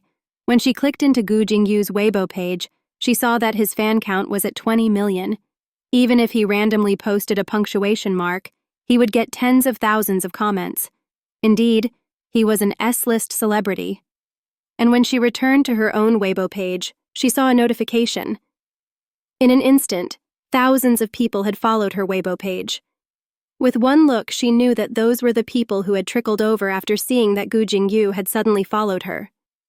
After following her, they even left comments on her Weibo page saying things like, "Are you an actress currently working with our Jingyu? Please help look after our Jingyu more. Our Jingyu has a weak stomach. You must watch him eat." At last, Lin Che understood what a top idol was. Lin Che said, "Wow, I benefited so much from associating with him. In such a short time, I nearly hit 10,000 fans." Gu Jingyu patted his chest firmly. "Yeah, now you know the advantages of hanging out with me. In the future, pay more attention to me." Of course. I've always paid a lot of attention to you." Gu Jingyu looked at her. "That's enough. Do you know what I ate this morning? What time did I go to the washroom in the afternoon? What car did I drive here?" Lin Che really could not answer. "How can I possibly know these? You're putting me in a difficult position on purpose." Gu Jingyu lifted his head to point at the production staff not far away from them. "Pick any person randomly and ask them now. All of them know." Lin Che's face filled with awkwardness. That was really too perverse. Gu Jingyu reached out a hand and caressed her head. "From now on, pay more attention, you hear me? I'll let you off once today on account of your injury." "Yes, big celebrity Gu." Lin Che thought that men from the Gu family were all similarly difficult to deal with. Very soon after, Lin Che finished filming the scenes that she could film.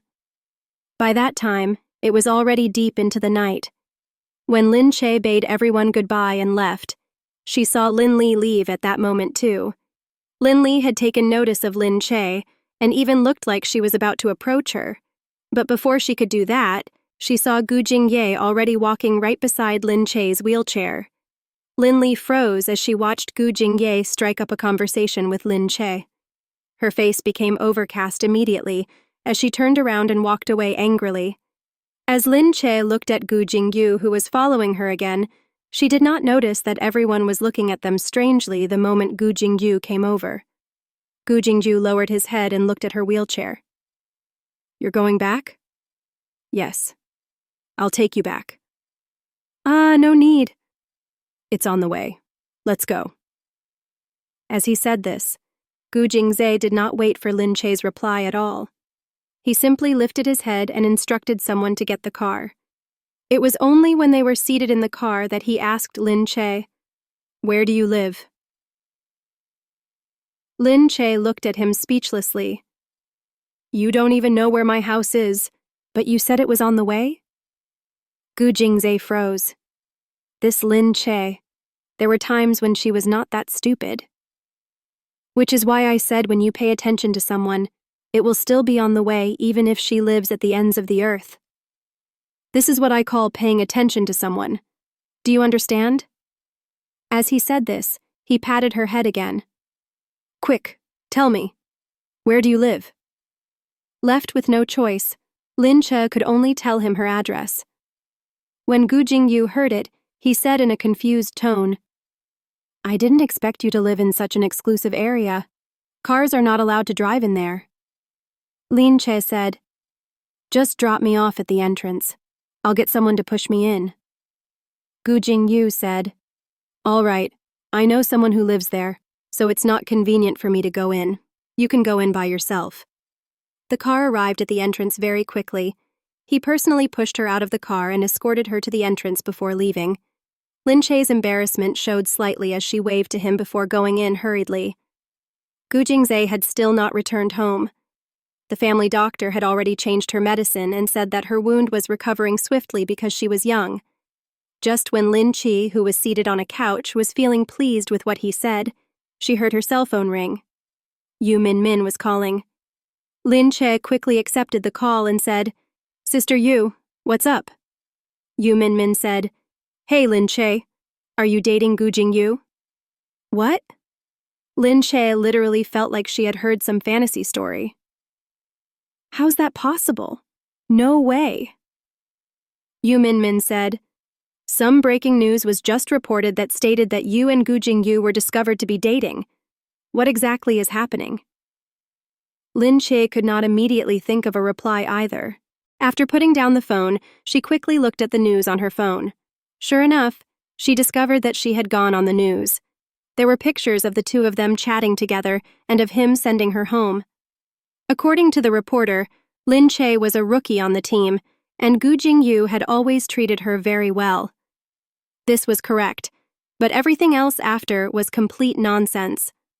The report said that she and Gu Jingyu mutually followed each other on Weibo, and it looked like they interacted very frequently, as Gu Jingyu never followed anyone casually. Among the actors of the entire production team, he followed no one but her. He didn't even follow Mu Feiran, who was playing his love interest. Furthermore, on many occasions, the reporter took pictures of the two of them chatting on the set, and even of Gu Jingyu sending Lin Che home.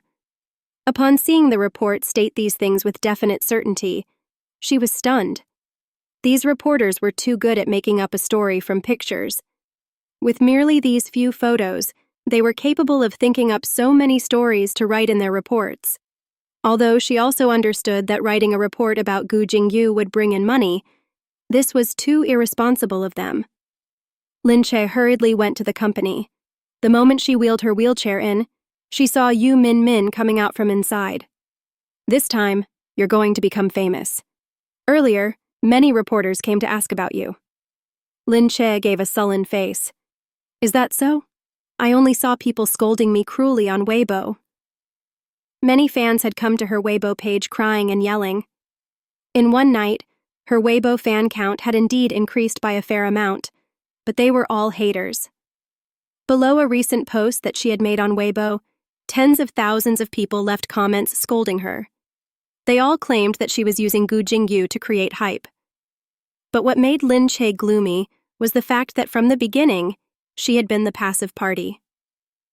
Yu Minmin looked at Lin Che and observed her for some time before asking, "If you're really dating Gu Jingyu, you can tell us too. The company doesn't prohibit you from dating either." Lin Che quickly started begging. "Sister Yu, just let me off. I'm really not dating him. We are indeed on fairly good terms, but we only talk about the drama. He did send me home, but only because he saw that my leg was not in a good condition tonight. We followed each other mutually on Weibo earlier today, only because he coincidentally saw me posting on Weibo. He felt like he was being rude by not following, so he followed me." After hearing this, Yu Minmin felt that there was really nothing unbelievable about her words. But after pondering for a bit, she looked at Lin Che and said, "Then, is this Gu Jingyu wooing you?" "What?" Lin Che was stunned. "Sister Yu, please don't joke around with me. That's impossible." Yu Minmin's eyes darted around. She said to Lin Che, "You do know that Gu Jingyu is very seldom on good terms with people in the same production team, much less with a woman, right?" "Really? But I think he's quite a nice person and he's very decent.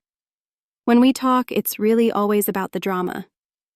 Occasionally, we'll chat about other things, but I have absolutely no ulterior motives towards him." She did not want to say that she was already a married woman. How could she have ulterior motives towards anyone, especially when Gu Jingyu was her brother-in-law? Yu Minmin said, "All right then. In any case, the situation has already turned out this way. The company will think of a way to help you deal with it, but you must be more careful too. Go out less for the time being." Lin Che sighed and said, "I was doing fine, but something like this had to happen." Yu Minmin smiled and said, "A scandal with Gu Jingyu. Other people want it so badly but can't get it. Right now, you're already someone who can make the headlines. You've gotten famous before your works have. How great is that?" "Sister Yu, you say that because you haven't seen how those people are cursing me." She pulled out the comments on her page. After seeing her selfies, those people did not mince their words. They said that she was very ugly and completely hideous. They said that with one look, they could tell that she had excessive plastic surgery and that she was not good enough for their Gu Jingyu. She was so furious that she could literally die from anger. Sister Yu said, "This might be sensationalism created by the production team of your television series. After filming for the series starts, wave after wave of promotions will begin first in order to create momentum in the future. It might be something they intentionally created. It's quite possible this is one of them." Lin Che was flabbergasted as she said in exasperation, "In that case, they should have told me in advance." Sister Yu said, "Of course they wouldn't tell you. And even if you go and ask them, they won't admit it either. The relationship between the production team and our company is inherently a mutually beneficial one. Why would they discuss any moral implications with you? What if they told you, but you refused to cooperate? Then, what would they do?" "All right, we'll leave it at that for now. Go back and have some rest first. It should be fine as long as you don't walk around outside." After hearing this, Lin Che could only agree. She was mentally prepared to return home, go with the flow, and await the company's arrangements. After she returned home, Lin Che was so tired that she did not want to move further after falling into bed. Because she had not gone to work for so many days, she lost her edge completely when she started getting busy like this. When Gu Jingzhe came home, he saw Lin Che sprawled out on the bed when he entered the room. "Lin Che, why did you run off to shoot the series? You haven't fully recovered, no?" Upon returning home, Gu Jingzhe received Butler Hu's report, which included the madam's insistence on leaving to film. He had no choice but to send some people to follow her secretly just in case. However, they were merely servants and could not stop her. After which, Gu Jingzhe went directly to the room to look for her, only to see her lying on the bed and sprawled out on her back. One side of her underwear was exposed. It was pink with a floral border made from lace. Gu Jingzhe's throat bobbed. He looked at her while frowning. "Hey, can you be a little more careful when you lie down?" Lin Che said indolently, "Why must I be more careful? If I have to care about my image even in my own home, life would be so tiring." Gu Jingzhe glanced around the room. He picked up the blanket from one side and placed it on her body directly, covering up her exposed skin. Lin Che wriggled her waist. "What are you doing? It's so hot." Gu Jingzhe turned his head away. "Even if you want to seduce me, you should at least change into an underwear that can do the job." Lin Che blanked out. She lowered her head to take a look. She was wearing a homely pair of casual shorts that were on the loose side. Underneath it was her underwear, which was presently exposed. With a slight blush on her face, she quickly pulled her pants up. She lifted her head and said, "What? It's not like you haven't seen it before anyway." Gu Jingzhe smiled. He came slightly closer and looked at Lin Che's clean, small face. Her white skin was tinged with red. "So you mean that since I've seen it, I can see it whenever I want to in the future?" "Of course that's not what I mean." Lin Che stuttered and hurriedly took a step back. Gu Jingzhe smiled even wider. Seeing her this way, he could not help but take another glance at her again. He only went out when he saw the butler standing at the door, as if he had something to tell him. Outside, Qin Hao was currently waiting at the entrance of the study room. Gu Jingzhe walked over in a few steps. "Is something up?" Qin Hao wore a troubled expression. He walked over with hesitation, cautiously looking at Gu Jingzhe's habitually calm face. "Sir, Madam has been involved in a scandal outside." Gu Jingzhe's gaze wavered. He looked at Qin Hao. "What scandal?" As he said this, he had already taken the newspaper article to read. The article reported Gu Jingyu's suspected romance that wrote about a deeply touching story about the love between him and Lin Che, a new actress in the same cast as him. Gu Jingzhe did not usually pay attention to any entertainment news, so it was only now that he was seeing this. However, the report was about Gu Jingyu and his wife. Qin Hao said, "Third young master and madam are together filming a fantasy television series that the Gu family is investing in. That's probably how they got to know each other." Gu Jingzhe lowered his head and said, "Put down the article. You can go." Qin Hao hurriedly retreated and left. After Lin Che had taken a rest, she nestled on the couch in the living room while watching television. She switched the channel and coincidentally saw the news on her and Gu Jingyu. According to the news, Gu Jingyu was receiving tremendous attention this time for filming this fantasy television series. But to everyone's surprise, there were no sparks between him and the lead actress Mu Feiran.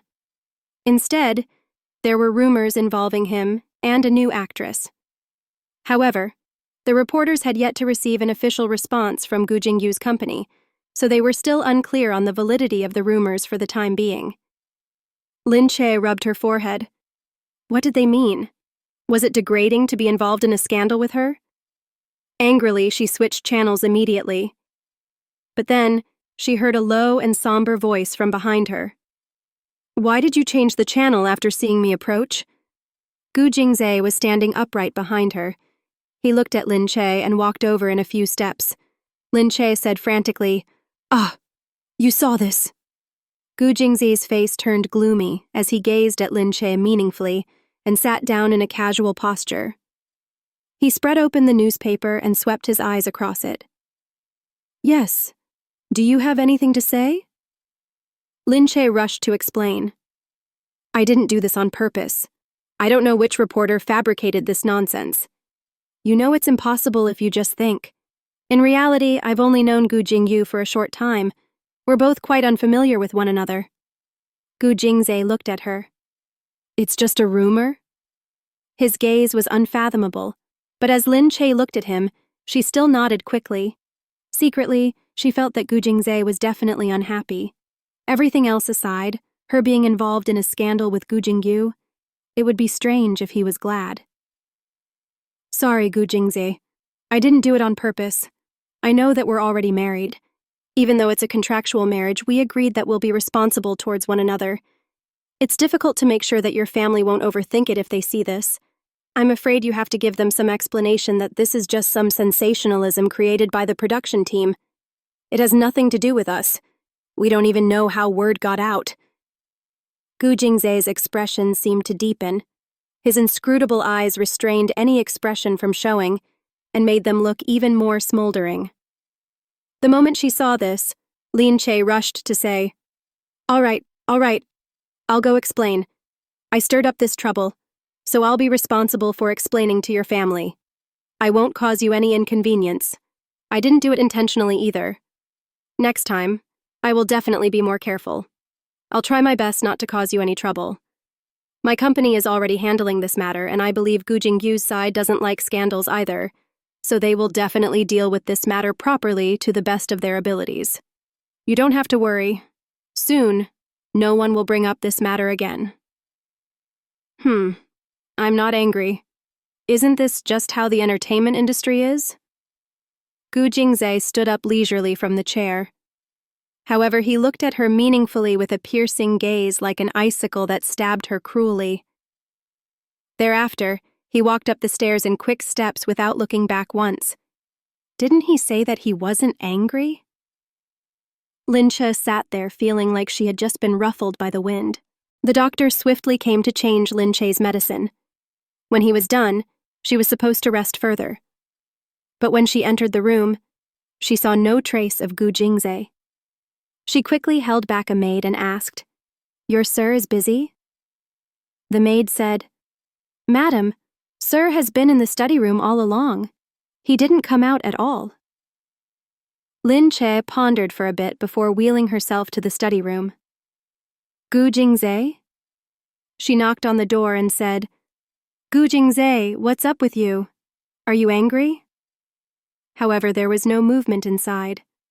Lin Che said, Didn't I say that it won't happen again in the future? Also, it really wasn't something I initiated.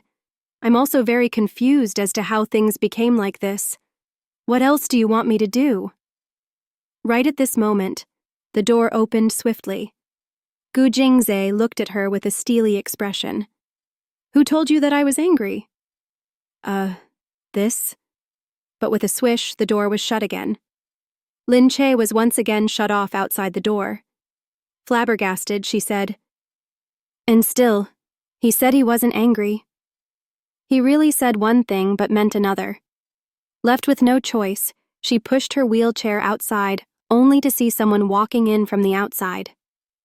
It was a man who looked to be in his 30s, dressed in a blue suit from head to toe. She had never met him, so her bewilderment showed on her face. When the man saw her, he immediately smiled and walked over to her. Madame Gu, we finally meet. Nice to meet you. Lin Che blanked out. She pointed at herself and said, You know me? His eyes crinkled as he smiled. He looked very reliable and very approachable. Madame Gu, I'm Mr. Gu's doctor. My name is Chen Yu Cheng. You can call me Dr. Chen. You must have heard about me from Mr. Gu. He never mentioned, Lin Che said. Chen Yu Cheng continued to smile with his eyes crinkled. He said, All right, he. Mr. Gu is just that kind of person. He's firm in his speech but soft in his heart. In his heart, I actually carry some weight too. Lin Che did not realize this at all. She looked at Chen Yu Cheng with a slight pity and said consolingly, Yes, Gu Jingze has a personality that's weirder than normal, but it's fine after you get used to it. Chen Yu Cheng was still smiling with his eyes crinkled. He looked to be a very pleasant and sunny person. I've heard of you very early on. It's a true honor to be able to meet Madame Gu today. That's right. What happened to Mr. Gu? Why are you outside? At a loss for words, Lin Che said, He seems to be angry. So that's what's happening. What happened exactly? Can you tell me first? Lin Che was still somewhat hesitant. As if he had sensed her hesitation, Chen Yucheng said, "Relax, Madam Gu. I'm aware of everything concerning Mr. Gu. As you know, he has been ill for many years. I've been continuously following up on and studying his symptoms. So if anything happens, Mr. Gu will usually tell me everything, no matter how important or trivial the matter." Since he knew about Gu Jingzhe's illness, he was likely a person that Gu Jingzhe was close to and trusted. Thus, Lin Che told him about the matter. When he was done listening, Chen Yucheng wanted to burst out in laughter. He raised his eyes and seemed to have thought of something. Lin Che said as she was vexed, "What do you think? What should I do now? I'm wondering if he is so angry because he regrets marrying me. If it were Miss Mo, there definitely wouldn't be so many troubling matters. If Miss Mo was together with him, it would definitely be great. It would be very peaceful and there wouldn't be any trouble springing out of nowhere. In comparison, he must be missing Miss Mo more right now. So when he looks at me, he must be wondering why he married a troublemaker like me." Chen Yucheng burst out laughing and said, "This is what you told him?" Lin Che looked at Chen Yucheng. "What should I have said otherwise?" Chen Yucheng shook his head speechlessly. "I think it's normal for him to be angry," Lin Che said gloomily. "If he's angry, how do you usually calm down?" Chen Yucheng said, "With regard to this, the only people who usually make him angry are his employees. As far as I'm aware, he should be mollified as long as he fires them." "Fire her? Wouldn't that mean a divorce?" "But I reckon we shouldn't be able to get a divorce for the time being," Lin Che continued. "However, this matter does indeed cause him excessive inconvenience. He has to explain to his family members and, furthermore, the other party in the scandal is his brother. But I can't think of any other way either. I said that I would explain to them instead that it definitely wouldn't affect him, and that I also wouldn't let the Gu family discover that our marriage was contractual. What else can I do about all other matters?" Chen Yucheng looked at her helplessly. "You said this to him earlier?" Yes, I was also this sincere when I told him earlier." Chen Yucheng looked at her with the expression of someone shouldering an arduous task. "I think that he was already being pretty good to you by not strangling you to death." How could it be that serious?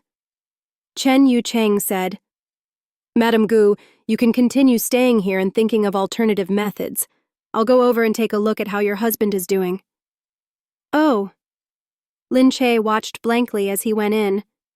After God knows how long, Lin Che had already woken up from a nap, but Gu Jingzhe had still not returned for sleep. Slightly worried, Lin Che got up and wriggled herself into the wheelchair. She came before the study room once again. She knocked on the door and said, "Gu Jingzhe, are you inside?" Gu Jingzhe made no sound. Lin Che thought gloomily for a bit. She raised her leg and looked at it. An idea came to her mind. "Gu Jingzhe, my leg hurts. Where's the doctor?" In a moment, the door opened noisily. Gu Jingzhe's eyes were narrowed, and his brow was slightly hidden. His eyes were as cold as ice, which made him look very sinister. But when he looked at Lin Che, he assessed her for a bit before asking, "Your leg hurts?" When Lin Che saw him, she quickly held onto her thigh. "Yes, it suddenly hurts badly. I don't know what to do either." Gu Jingzhe swiftly squatted down. He looked at her. She was dressed in shorts with bandages covering the wound on her thigh. It looked like there was nothing wrong. He instantly reached out a hand and pressed her thigh. "Does it hurt here?" Yes, it hurts so badly." Gu Jingzhe raised his head. He seemed to sense that something was wrong. He narrowed his eyes and said, "It really hurts?" "Of course. Could it be that you don't believe me?" Lin Che quickly put her acting skills to use. She furrowed her brow and bit her lip. "Oh no, it really hurts to death." Of course, Gu Jingzhe could tell that she was exaggerating and acting. But as he looked at the expanse of the wound, he actually felt that at any rate, it was better to go to the hospital for a checkup, if it was really hurting. In his heart, he was not willing to let himself take that risk. Thus, he immediately stood up and said, "Wait here. I'll make some arrangements. We'll go to the hospital." Upon hearing this, Lin Chi knew that she had put on too much of an act. Just when she wanted to stop him, Gu Jingzhe had already gone in and picked up his cell phone. He quickly dialed a number and gave some instructions that Lin Chi could not hear. Thereafter, he came out and said directly, "Let's go. We'll go out and wait." He pushed Lin Chi towards the exit in her wheelchair, and very quickly, they arrived outside. Lin Chi felt a strong wind blowing, and looking up, she saw a helicopter actually landing from the sky. Brandishing its humongous propeller, it landed slowly in this huge courtyard. Seeing that she felt cold, Gu Jingzhe reached out his hand to remove his clothes and placed it over her body. Then, he carried her up from the wheelchair in one swift motion. Lin Chi's mind went blank at that moment. It was only when she got seated in the helicopter that she jolted from her daze. Lin Chi was stunned. As she looked at the massive machine, she could not help but ask, Why are we going to the hospital like this?" Gu Jingzhe said from beside her, "It's too far. This is faster." Lin Chi looked at him. "Actually, my injury isn't in need of such urgent attention." Gu Jingzhe looked at her with a perfectly calm expression. "But you must know that I have other things to do tomorrow morning. If we drive there, it will take 1 hour, and coming back will take 1 hour. By the time we reach home, it will probably be dawn." The helicopter will be there in about 10 minutes, so be prepared." "All right." Lin Chi looked at Gu Jingzhe. She thought to herself, this was precisely the way the rich dealt with things. She had to get used to it. As expected, they landed on the top floor of the hospital about 10 minutes later. Gu Jingzhe refused to let her move and carried her down first. He carried her all the way in before putting her down. While the doctor was examining her, Lin Chi felt slightly guilty. The doctor said, "What kind of pain are you feeling?" "It's just hurting," faintly. She thickened her skin, not daring to look at Gu Jingzhe, who was standing to the side. She didn't want to meet his eyes. The doctor took a look and said, "Madam Gu, your wound isn't inflamed, and there aren't any other symptoms either, so the pain may be psychological. Don't be too stressed. Think of other things. Perhaps you won't feel the pain anymore." The doctor had no choice either. He could only provide such a diagnosis. Lin Chi nodded her head vigorously. "So that's why it hurts." As Gu Jingzhe was watching from the side, Lin Chi quickly flashed a pandering smile. Gu Jingzhe's deep, dark eyes moved meaningfully before he glared at her, but he still said to the doctor, "To be on the safe side, we'll still stay here for 1 night." Lin Chi could only agree. The room was still the same kind of intensive care room as before.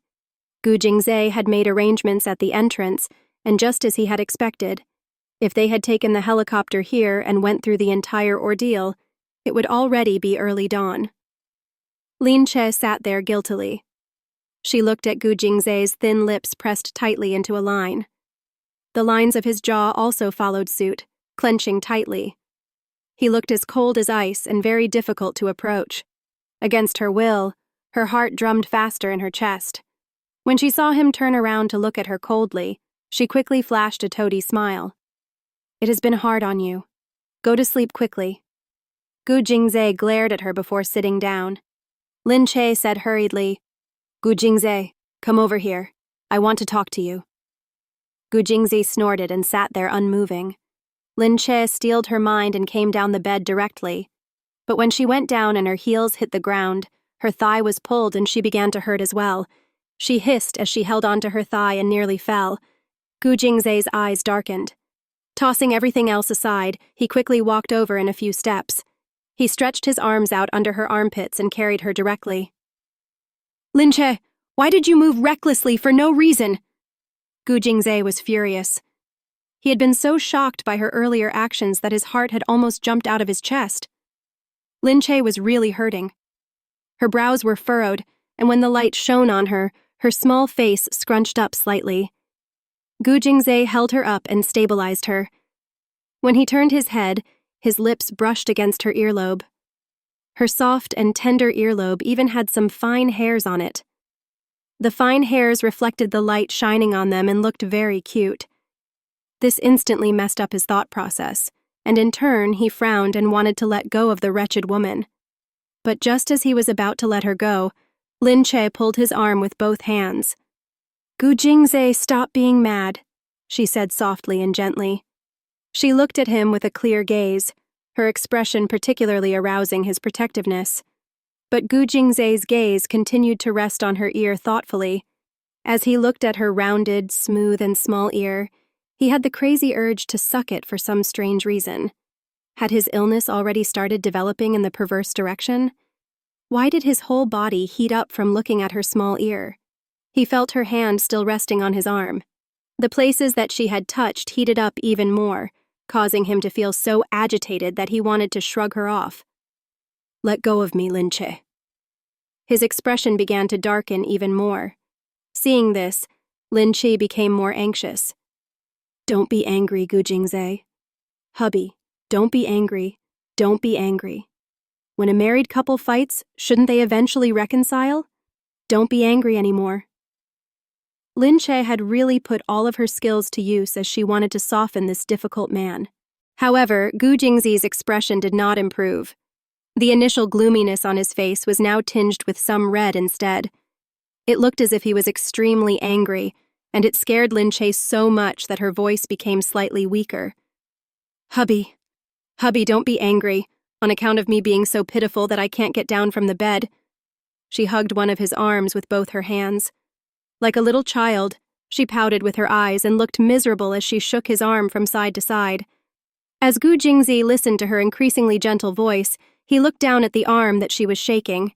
If he were to backhandedly grab her hands and push her directly onto the bed at this moment, she would actually fall underneath him. He violently resisted this impulsion that arose in his chest. But this damn woman.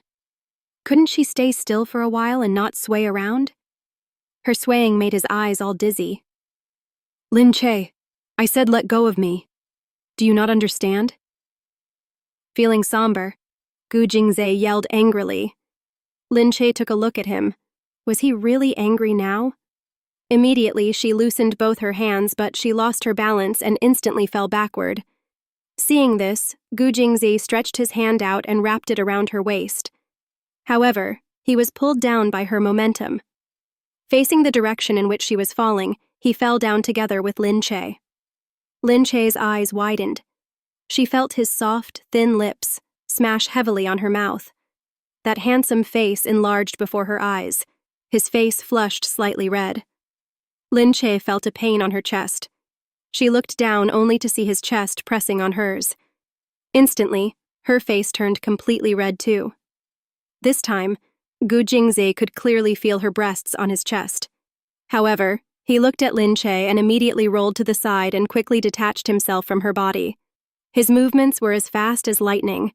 Lin Che's heart was still thumping without rest because of the sudden close proximity he was in earlier.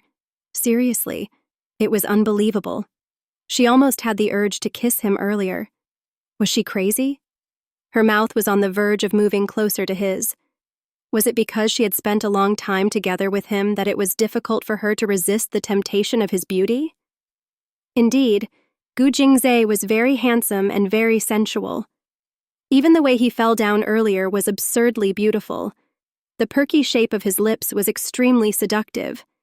But his heart belonged to someone else. Lin Che was absolutely not the kind of person to forcibly take away the person someone else liked. Furthermore, Gu Jingzhe's earlier expression was obviously one of disgust. She suddenly covered her mouth with her hand and remembered that he was allergic to women. No wonder he kept wanting to push her away just now. Lin Che hurriedly raised her head. "Oh no, Gu Jingzhe. I'm sorry. I didn't do it on purpose earlier. I momentarily forgot that you have an illness. That's why I pulled you and refused to let go." Gu Jingzhe's expression darkened. his handsome face lifting slightly. The occasional touch is nothing. For real? Just...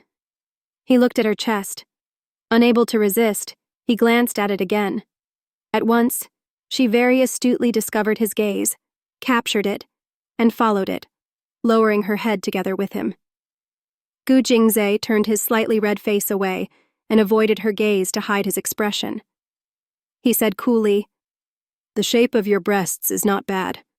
They're quite perky, so they probably aren't artificial." He intentionally said this in an indifferent tone. What the hell? Of course mine are completely natural. Why do I need to do surgery when they're shaped like peaches? They are not too hard or too soft, and they are of an adequate size. Furthermore, it's so obvious if you've done surgery nowadays.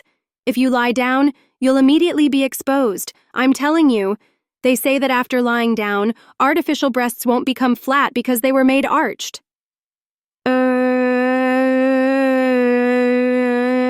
Gu Jingzi involuntarily looked at her breasts again.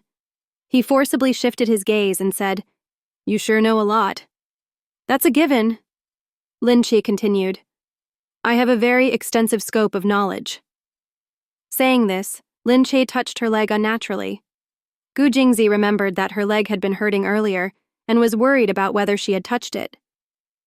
He rushed to say, "All right, stop moving around and let me take a look at your leg." She sat on the bed while he squatted down halfway. He pushed her pants aside and looked at her wound. Afraid that it would hurt, he cautiously touched it. "How is it?" Lin Che felt pretty all right and did not really feel anything. "It should be fine. It's just that when my foot lands on the ground, it pulls on the wound, so it hurts."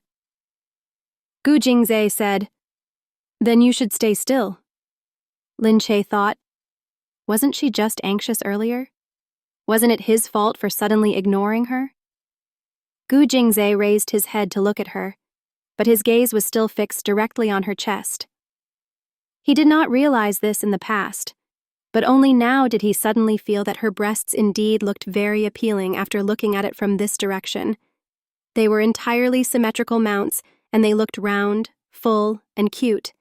They were neither big nor small, and looked like they were just the right size to hold in each hand. He thought about what she had said about them being in the shape of peaches. It seemed like they really were as she had described. A little curious, he wanted to touch them in the flesh and see if they really were as soft as she had claimed. His spot below his abdomen turned stiff, and he suddenly felt that his body had actually become aroused again. He stood up calmly, tightened his face, and turned his head away, wondering what exactly was happening to him. Realizing that his expression had darkened once again, Lin Che thought that his illness was flaring up again.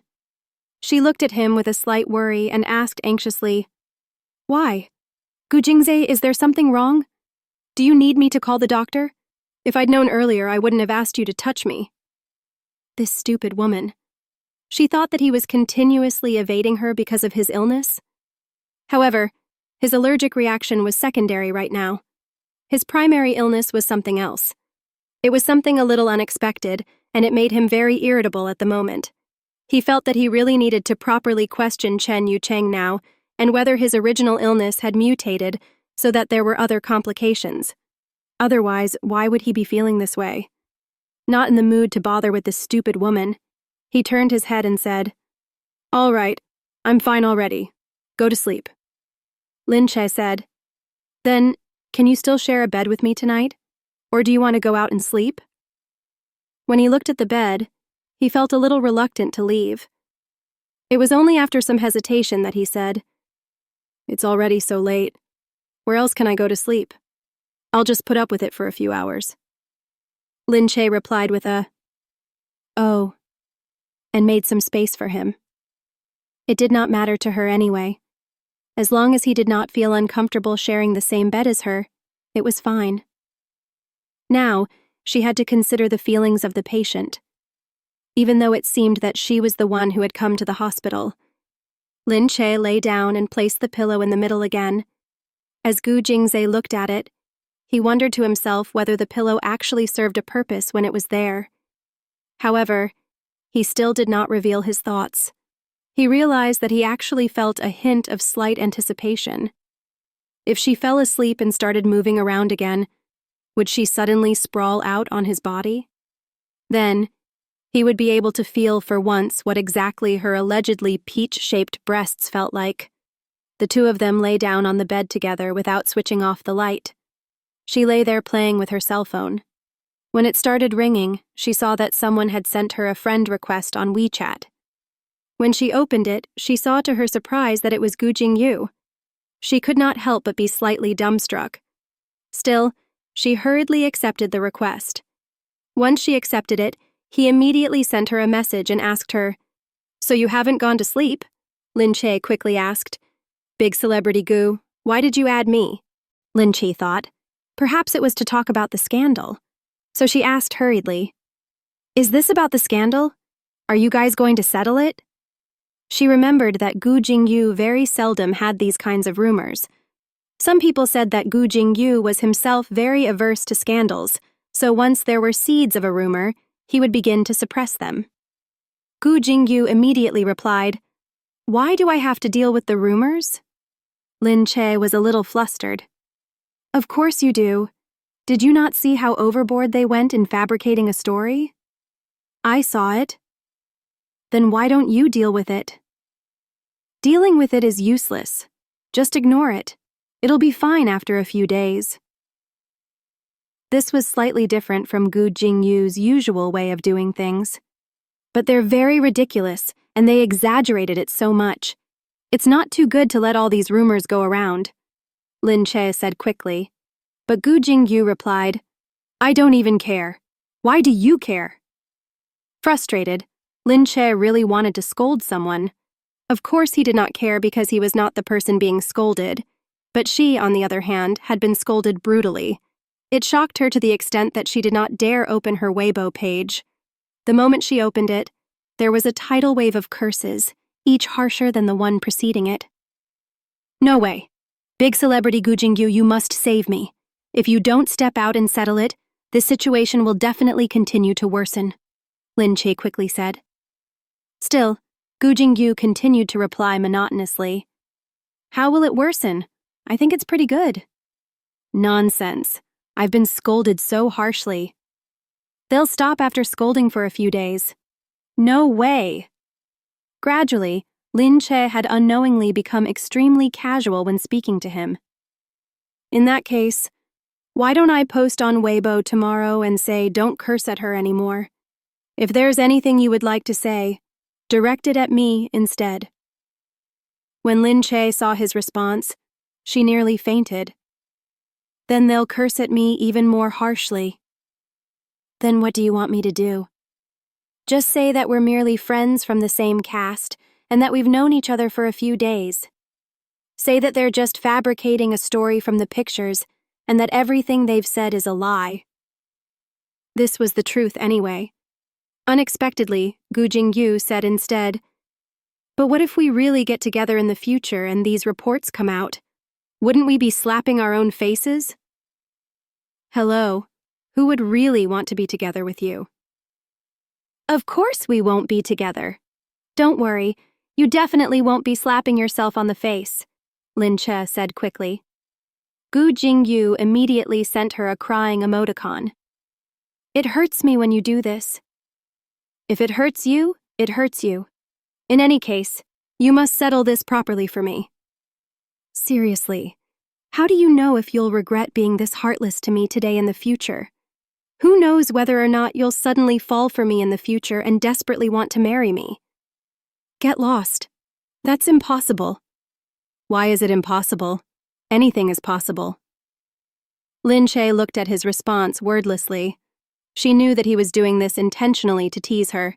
He would not handle the matter properly, so she straightforwardly sent him this: "Go and die. Don't disturb my sleep." Thereafter, she just ignored him. Lin Che was in emotional turmoil. She did not know how she could even step out of the house tomorrow. She took one last look at her Weibo. To her surprise, her fan count had swelled by tens of thousands in a short time. However, she did not need to think to know that these were probably all haters. Lin Che could only sigh and put her phone down. Gu Jingze frowned from the side. If you're going to sleep, don't play with your phone anymore. Lin Che said, I just took a glance. I'll sleep soon.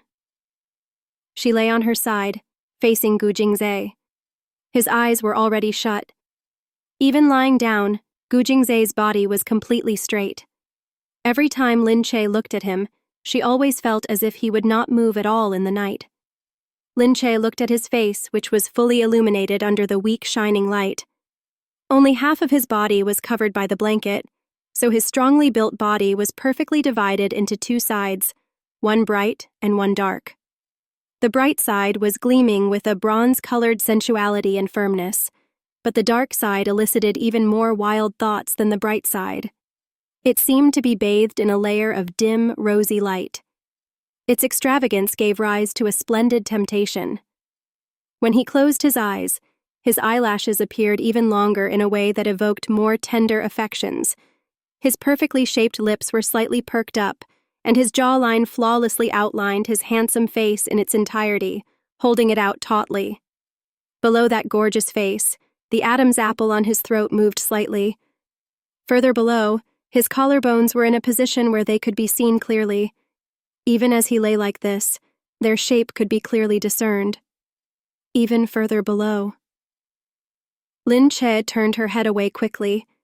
This was seriously fatal. She felt like she had become somewhat entranced by his beauty. Looking at him like this, he was really fatally sensual. Furthermore, she suddenly remembered that this was her husband. Although they were only married in name, he was indeed her husband at the very least. The law recognized this. However, it was a pity that he had another woman in his heart. She sighed before flipping her body around and lying down properly. With her nerves jangled, she did not really sleep well. She was half asleep the entire night, but at the very least, she did not move again. Even Gu Jingze was amazed. He had initially believed that she would end up tossing and turning, attacking every single spot of his body. But after waiting for quite some time, she did not move an inch to his surprise. He had remained awake for quite some time because he had been prepared to be harassed by her, but she did not actually do it. Gu Jingze had no idea how he fell asleep, but he realized that he actually felt a slight sense of disappointment when he finally fell asleep. The next day, the two of them returned home in a car. Gu Jingze said, My family initially wanted to invite you home for a meal. Ah? Lin Che looked at him in surprise. With an unhurried expression, Gu Jingze said, But I've already rejected them. Oh. She had been scared out of her wits. Yes, if I go back now, I'll definitely be asked about the scandal. I wouldn't know what to say either, so it's better not to go back. Gu Jingze tilted his head and looked at her, his expression as dark as ink. He took a glance at her before he pursed his lips and turned back. After getting out of the car, Gu Jingze headed inside in large strides. Lin Che could only get into her wheelchair on her own. When the maid came to push her, Lin Che raised her head and said, Your sir is so troublesome. The maid smiled dryly, not knowing what she should say. After Lin Che finished tidying up, she rushed to the company. When she saw Yu Minmin, she said frantically, How are things, Sister Yu? Have they been settled? The moment Yu Minmin saw Lin Che, she walked over and said, Yes, you don't need to be so anxious anymore. I saw that the news is being clamped down. For the time being, news of you and Gu Jingyu are prohibited from being published again. Yesterday's reports were all taken down too. Lin Che said in surprise, No way. Yu Minmin said, It looks like Gu Jingyu's side took action. Anyway, our company doesn't have that much power, nor does it have such powerful connections. It couldn't have locked down the news, so it was likely Gu Jingyu's side that did it. Lin Che said in a confused tone. But yesterday, Gu Jingyu even said not to deal with it. Immediately, Yu Minmin looked at Lin Che in astonishment. When did he say that? Lin Che replied. Yesterday night on WeChat. You and Gu Jingyu even contact each other privately. Yu Minmin said, looking at Lin Che with slight interest. Lin Che rushed to say, "Of course not. He just added my WeChat. It was probably about handling the scandal." Yu Minmin looked at her as if she was carefully concealing something. She smiled and said, "You really underestimate Gu Jingyu. He doesn't have to deal with these things personally. He can just hand it over to his staff." Is that so? Of course, Lin Che was not like Yu Minmin, who had a thorough understanding of these major celebrities in the entertainment industry. Yu Minmin said, "Gu Jingyu is originally very difficult to get along with. Many people think that he is difficult to approach. Furthermore, he absolutely will not have any contact with rookies." Why is it so different from the Gu Jingyu that I know? Lin Che said, "I think he's quite nice and he has a very amusing way of speaking. He's just a little sarcastic." Yu Minmin said, "Is that so? Then, enjoy it yourself." When she was done speaking, she patted Lin Che's arm heavily. Lin Che shrugged her shoulders wordlessly. She thought to herself that it was probably because they had not been closely acquainted with him that they had misunderstandings about him. After all, Yu Minmin had definitely never been in contact with Gu Jingyu before. She had only asked around and heard about him. The more these rumors spread around, the more exaggerated they always became. In any case, Lin Che felt that this was probably the doing of Gu Jingyu's team. After all, his team would sooner or later be unable to put up with it. So after thinking for a bit, Lin Che sent him a WeChat message and said, "I see you've dealt with it. I'm very sorry about this scandal and thank you for being willing to settle it." Surprisingly, this fellow Gu Jingyu seemed to be available all the time. His reply had already come up. Lin Che saw that he had replied, "What did I settle?" Lin Che said, "Wasn't it your team that settled the scandal?" "Of course it wasn't." "Oh no, what a pity. I still wanted to see it for a couple more days. Now it's gone?" Lin Che really wanted to vomit blood. Go and die. Thank God it has been retracted. So heartless. When she was done texting Gu Jingyu, Lin Che snorted and put down her phone. But she thought that it was odd. What exactly was going on? On the other hand, on Gu Jingzhe's side, Qin Hao lowered his head and said to Gu Jingzhe, who was sitting in his executive chair, "Sir, we've settled the matter already. The reports have all been deleted. Also, in the short term, there won't be any more reports released regarding Third Young Master." Gu Jingzhe responded tersely in agreement. Qin Hao said, "In that case, do we need to give a notice to Third Young Master?" To date, Third Young Master still did not know Lin Che's identity, which was why such a blunder had occurred. Gu Jingzhe pondered for a while. Forget it. If he knows, it's uncertain whether he'll stir up trouble. Perhaps things will be more peaceful if he doesn't know. Gu Jingyu was the most rebellious of the three brothers, and it was common for him to do whatever made others unhappy. Qin Hao said, "Then if there's anything else, sir, I'll await your instructions again." "Wait a minute," Gu Jingzhe said. "Block out news on Gu Jingyu for 2 months so that he'll be more well-behaved." But even with this, Gu Jingzhe still felt uncomfortable letting him off without some punishment. Hearing this, Qin Hao could only say, "Yes, sir." It was only when Qin Hao left that Gu Jingzhe lowered his head to look at the article. Shown in the article was a picture of Gu Jingyu and Lin Che in the same frame talking and laughing together. It was really repulsive to the eye. Looking at it agitated him. He simply tossed the article behind him. Frowning, he thought, what bad judgment do these people have? Do they look like they could be together? Sure enough, the news gradually died down over the next 2 days. However, the after effects remained. Lin Che's Weibo page was still being flooded with visitors. Contrary to expectations, her fan count had been steadily increasing, so at least she had not been scolded for nothing. She also had some fame as an actress for the first time, which counted as her having some presence for the first time.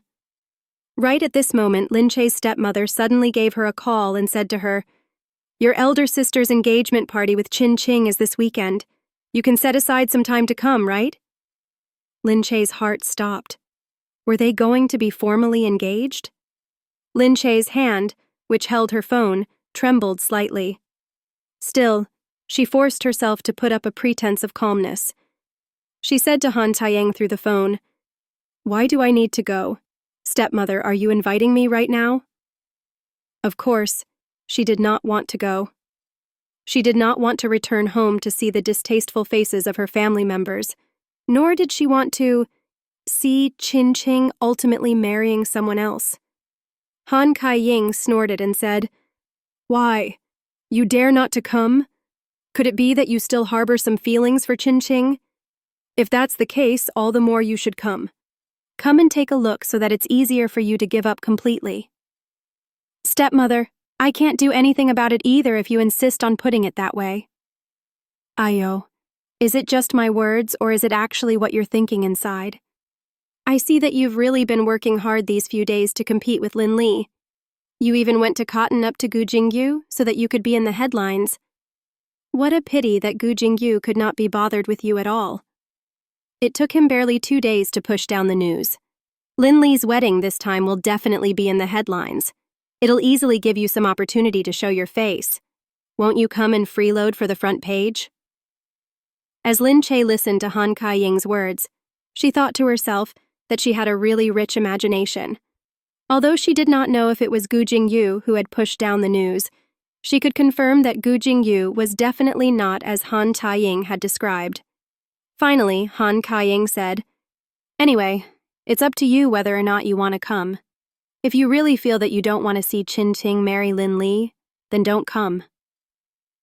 Lin Che listened as she hung up the phone. She sat there and unknowingly fell into a trance for a long time. She sat there until Gu Jingzhe came in and saw Lin Che staring blankly ahead. He walked over to her and said, "What happened? Are you hurt anywhere?" Lin Che looked at Gu Jingzhe.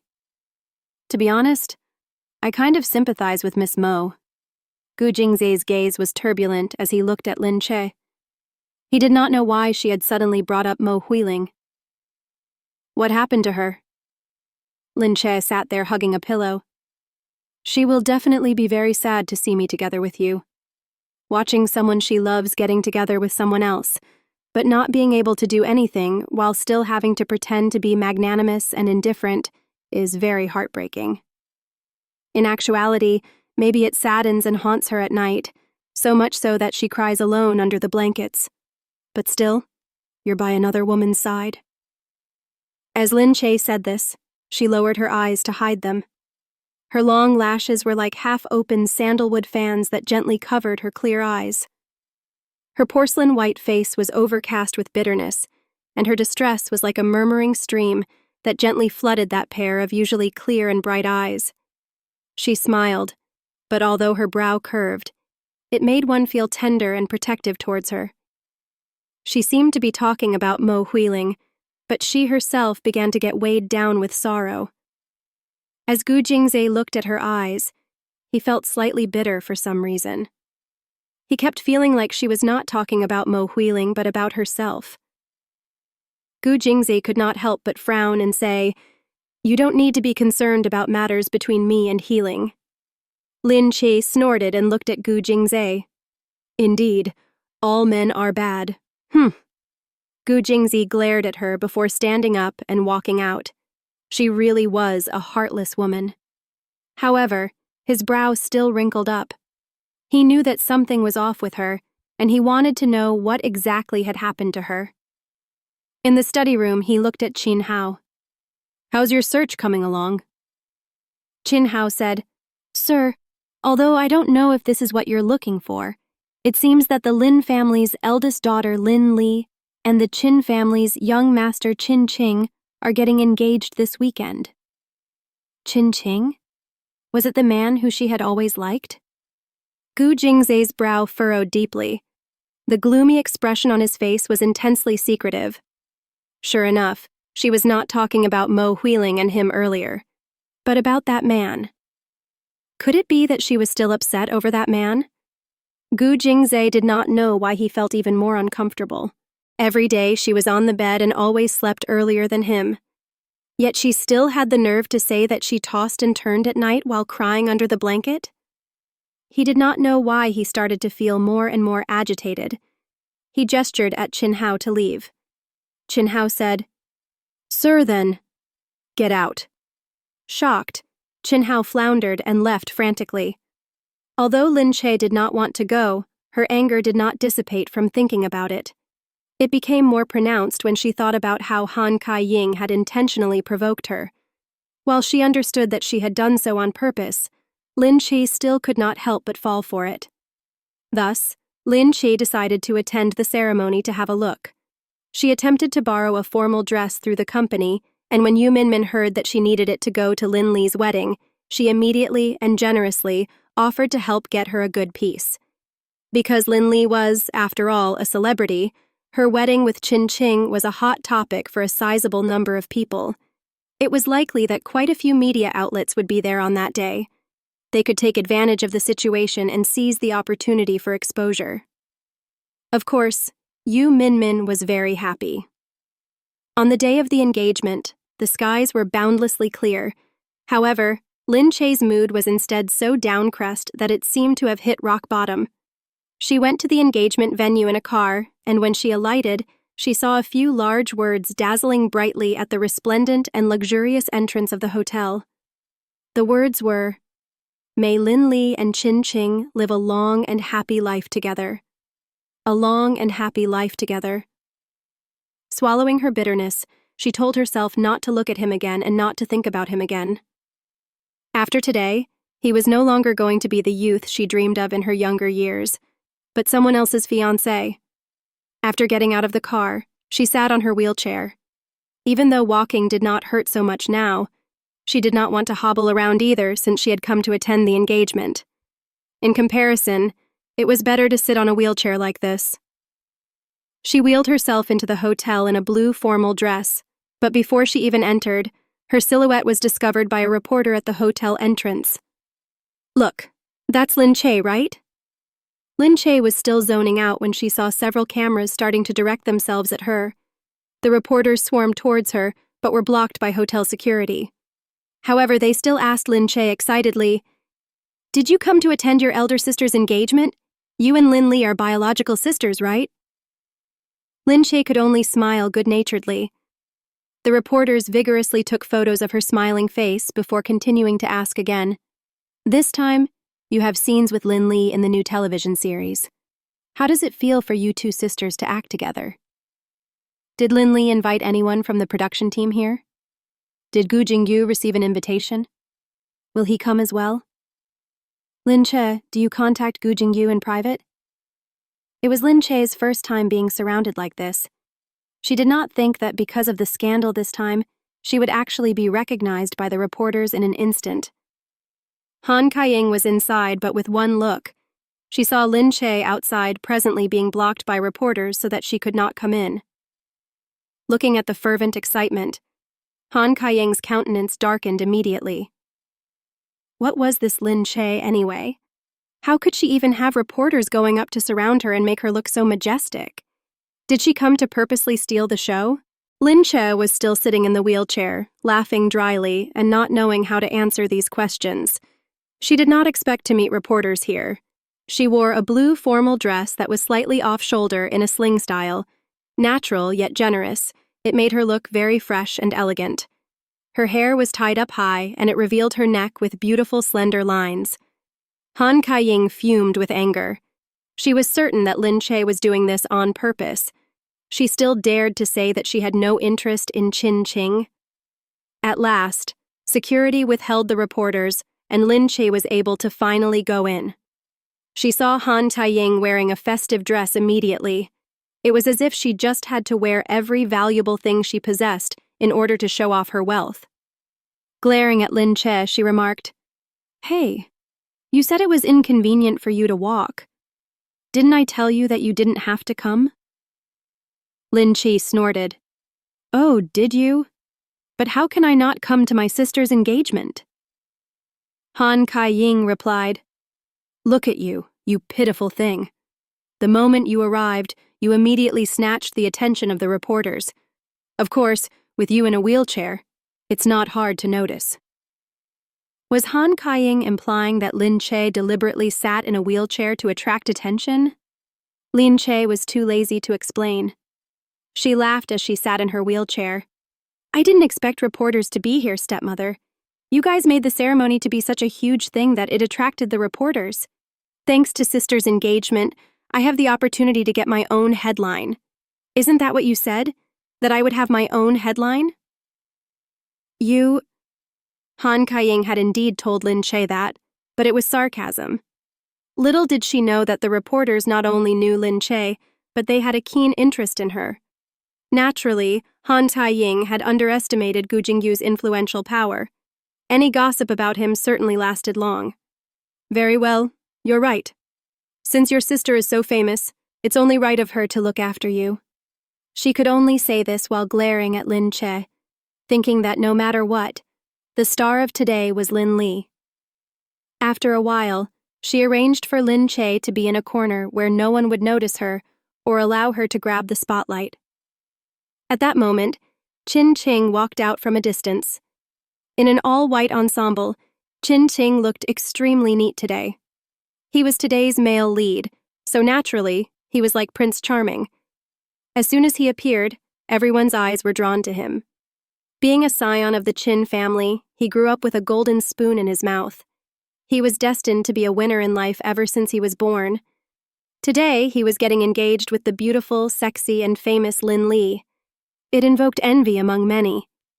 Lin Che saw Qin Qing from afar and thought about how good he really looked. She couldn't stop looking at him and felt him glance over too. She quickly recovered with a bitter heart. One last glance, one last glance. It was a pity that he had to be with Lin Li. If it was someone else, giving her blessings would have been much easier, but she was reluctant because it was Lin Li. How could she give her heartfelt congratulations? When Qin Qing saw Lin Che, his eyes lit up and he felt slightly embarrassed. She was in a wheelchair, but she still looked so dazzling. She seemed to look even lovelier than the last time he saw her, even though it was not long ago. It was as if she was a butterfly still metamorphosing in her chrysalis, becoming more beautiful by the day. One day, she was finally going to break out of her shell. Then, he heard someone say from the side, "Isn't that Lin Che?" Lin Che? Who is that? It's the rumored girlfriend of Gu Jingyu. Oh, so that's her. Was she not just being sensational? Yes, the news has died down, but she looks way better in real life than on TV. Qin Qing squinted his eyes to look and thought that she indeed looked better in real life. However, his heart still felt uneasy when he thought about the rumors between her and Gu Jingyu. He thought that those rumors should have disappeared quickly and never expected it to still be making waves. At that moment, the engagement banquet was about to start soon. Qin Qing was about to find Lin Che when Lin Li approached from a distance. Lin Li wore a white gown that made her look like a pure angel. Qin Qing smiled and went to her. The engagement banquet was starting soon. The gorgeous engagement banquet was a display of the power of the Qin family and the Lin family. The joining of the two families was definitely not a small matter. With so many reporters around, they had no space for flaws. Lin Che, who was made to sit at a corner, looked ahead at Qin Qing and Lin Li. The couple was standing in the front and were accepting well wishes from the guests. Qin Qing looked at Lin Li adoringly and could not help but feel moved. Holding Lin Li's hand, he said, "I will treat you well forever." Lin Li was moved to tears. The warm and endearing engagement was like a perfect fairy tale. Meanwhile, Lin Che was merely an inconspicuous supporting role in this story. Although she sat there with a bitter heart, she had already accepted it. During the engagement, Qin Qing only had eyes for Lin Li. When all was over and Lin Li went for an interview, Qin Qing suddenly remembered that he had not met Lin Che. After searching the area, he finally found her in a corner. Qin Qing walked towards Lin Che and smiled at her. He looked at her dress and thought that she was becoming more and more feminine. "Lin Che, why are you hiding so far away?" he asked. Lin Che looked at Qin Qing and laughed, silently thinking that she had not chosen this spot. Her stepmother was the one who had made her sit there. Then again, even in the Lin family, she was insignificant. It was no surprise that her stepmother would put her there. Qin Qing looked at Lin Che and said, "I wanted to ask what was going on about that rumor between you and Gu Jingyu." Lin Che replied quietly, "Why would you pay attention to that too?" Qin Qing said with a smile, "Even if I didn't want to, I was getting bombarded by the news every day." Lin Che laughed embarrassingly. "Those are merely rumors." Qin Qing replied, "I do hope so. However, you better stay far away from that man. I have told you that he is not that simple." Lin Che said, "I barely know him. He's just a friend and it's nothing like what was said in the article." Qin Qing listened and nodded. "That's good to hear. I'm just afraid that it would not be good if a silly girl like you got cheated." Lin Che could only smile bitterly. Yes, she was silly. Just then, Lin Yukei seemed to see Lin Che and Qin Qing chatting happily together from afar. His brows furrowed. This Lin Che is becoming more brazen these days. What would people think if they see her talking with her brother-in-law in such a manner? Lin Yukei unabashedly walked over to them. Smiling at Qin Qing, he said politely, "Let me have a word with Lin Che." It was a God-given right for a father to speak with his daughter, so naturally, Qin Qing immediately stood up. "Oh, sure, uncle. You two enjoy your chat." Once Qin Qing left, Lin Yukai's face darkened. "Lin Che, what is going on with you? How did you end up having rumors with Gu Jingyu?" "Gu Jingyu again." Lin Che laughed coldly and replied to her father, "They were just rumors. What's wrong?" Lin Yukai's face was immediately stiffened by her attitude. "What's wrong? You tell me what's wrong. I gave you the chance to marry, but you turned it down and offended the Chung family, leaving us to clean up your mess. Do you know how much the Chung family has? You ran away and provoked people. I know you want to be famous, but Gu Jingyu is not someone to be trifled with. Seriously, just for fame, you're willing to do anything. One day you will pay for it, and only then will you regret it."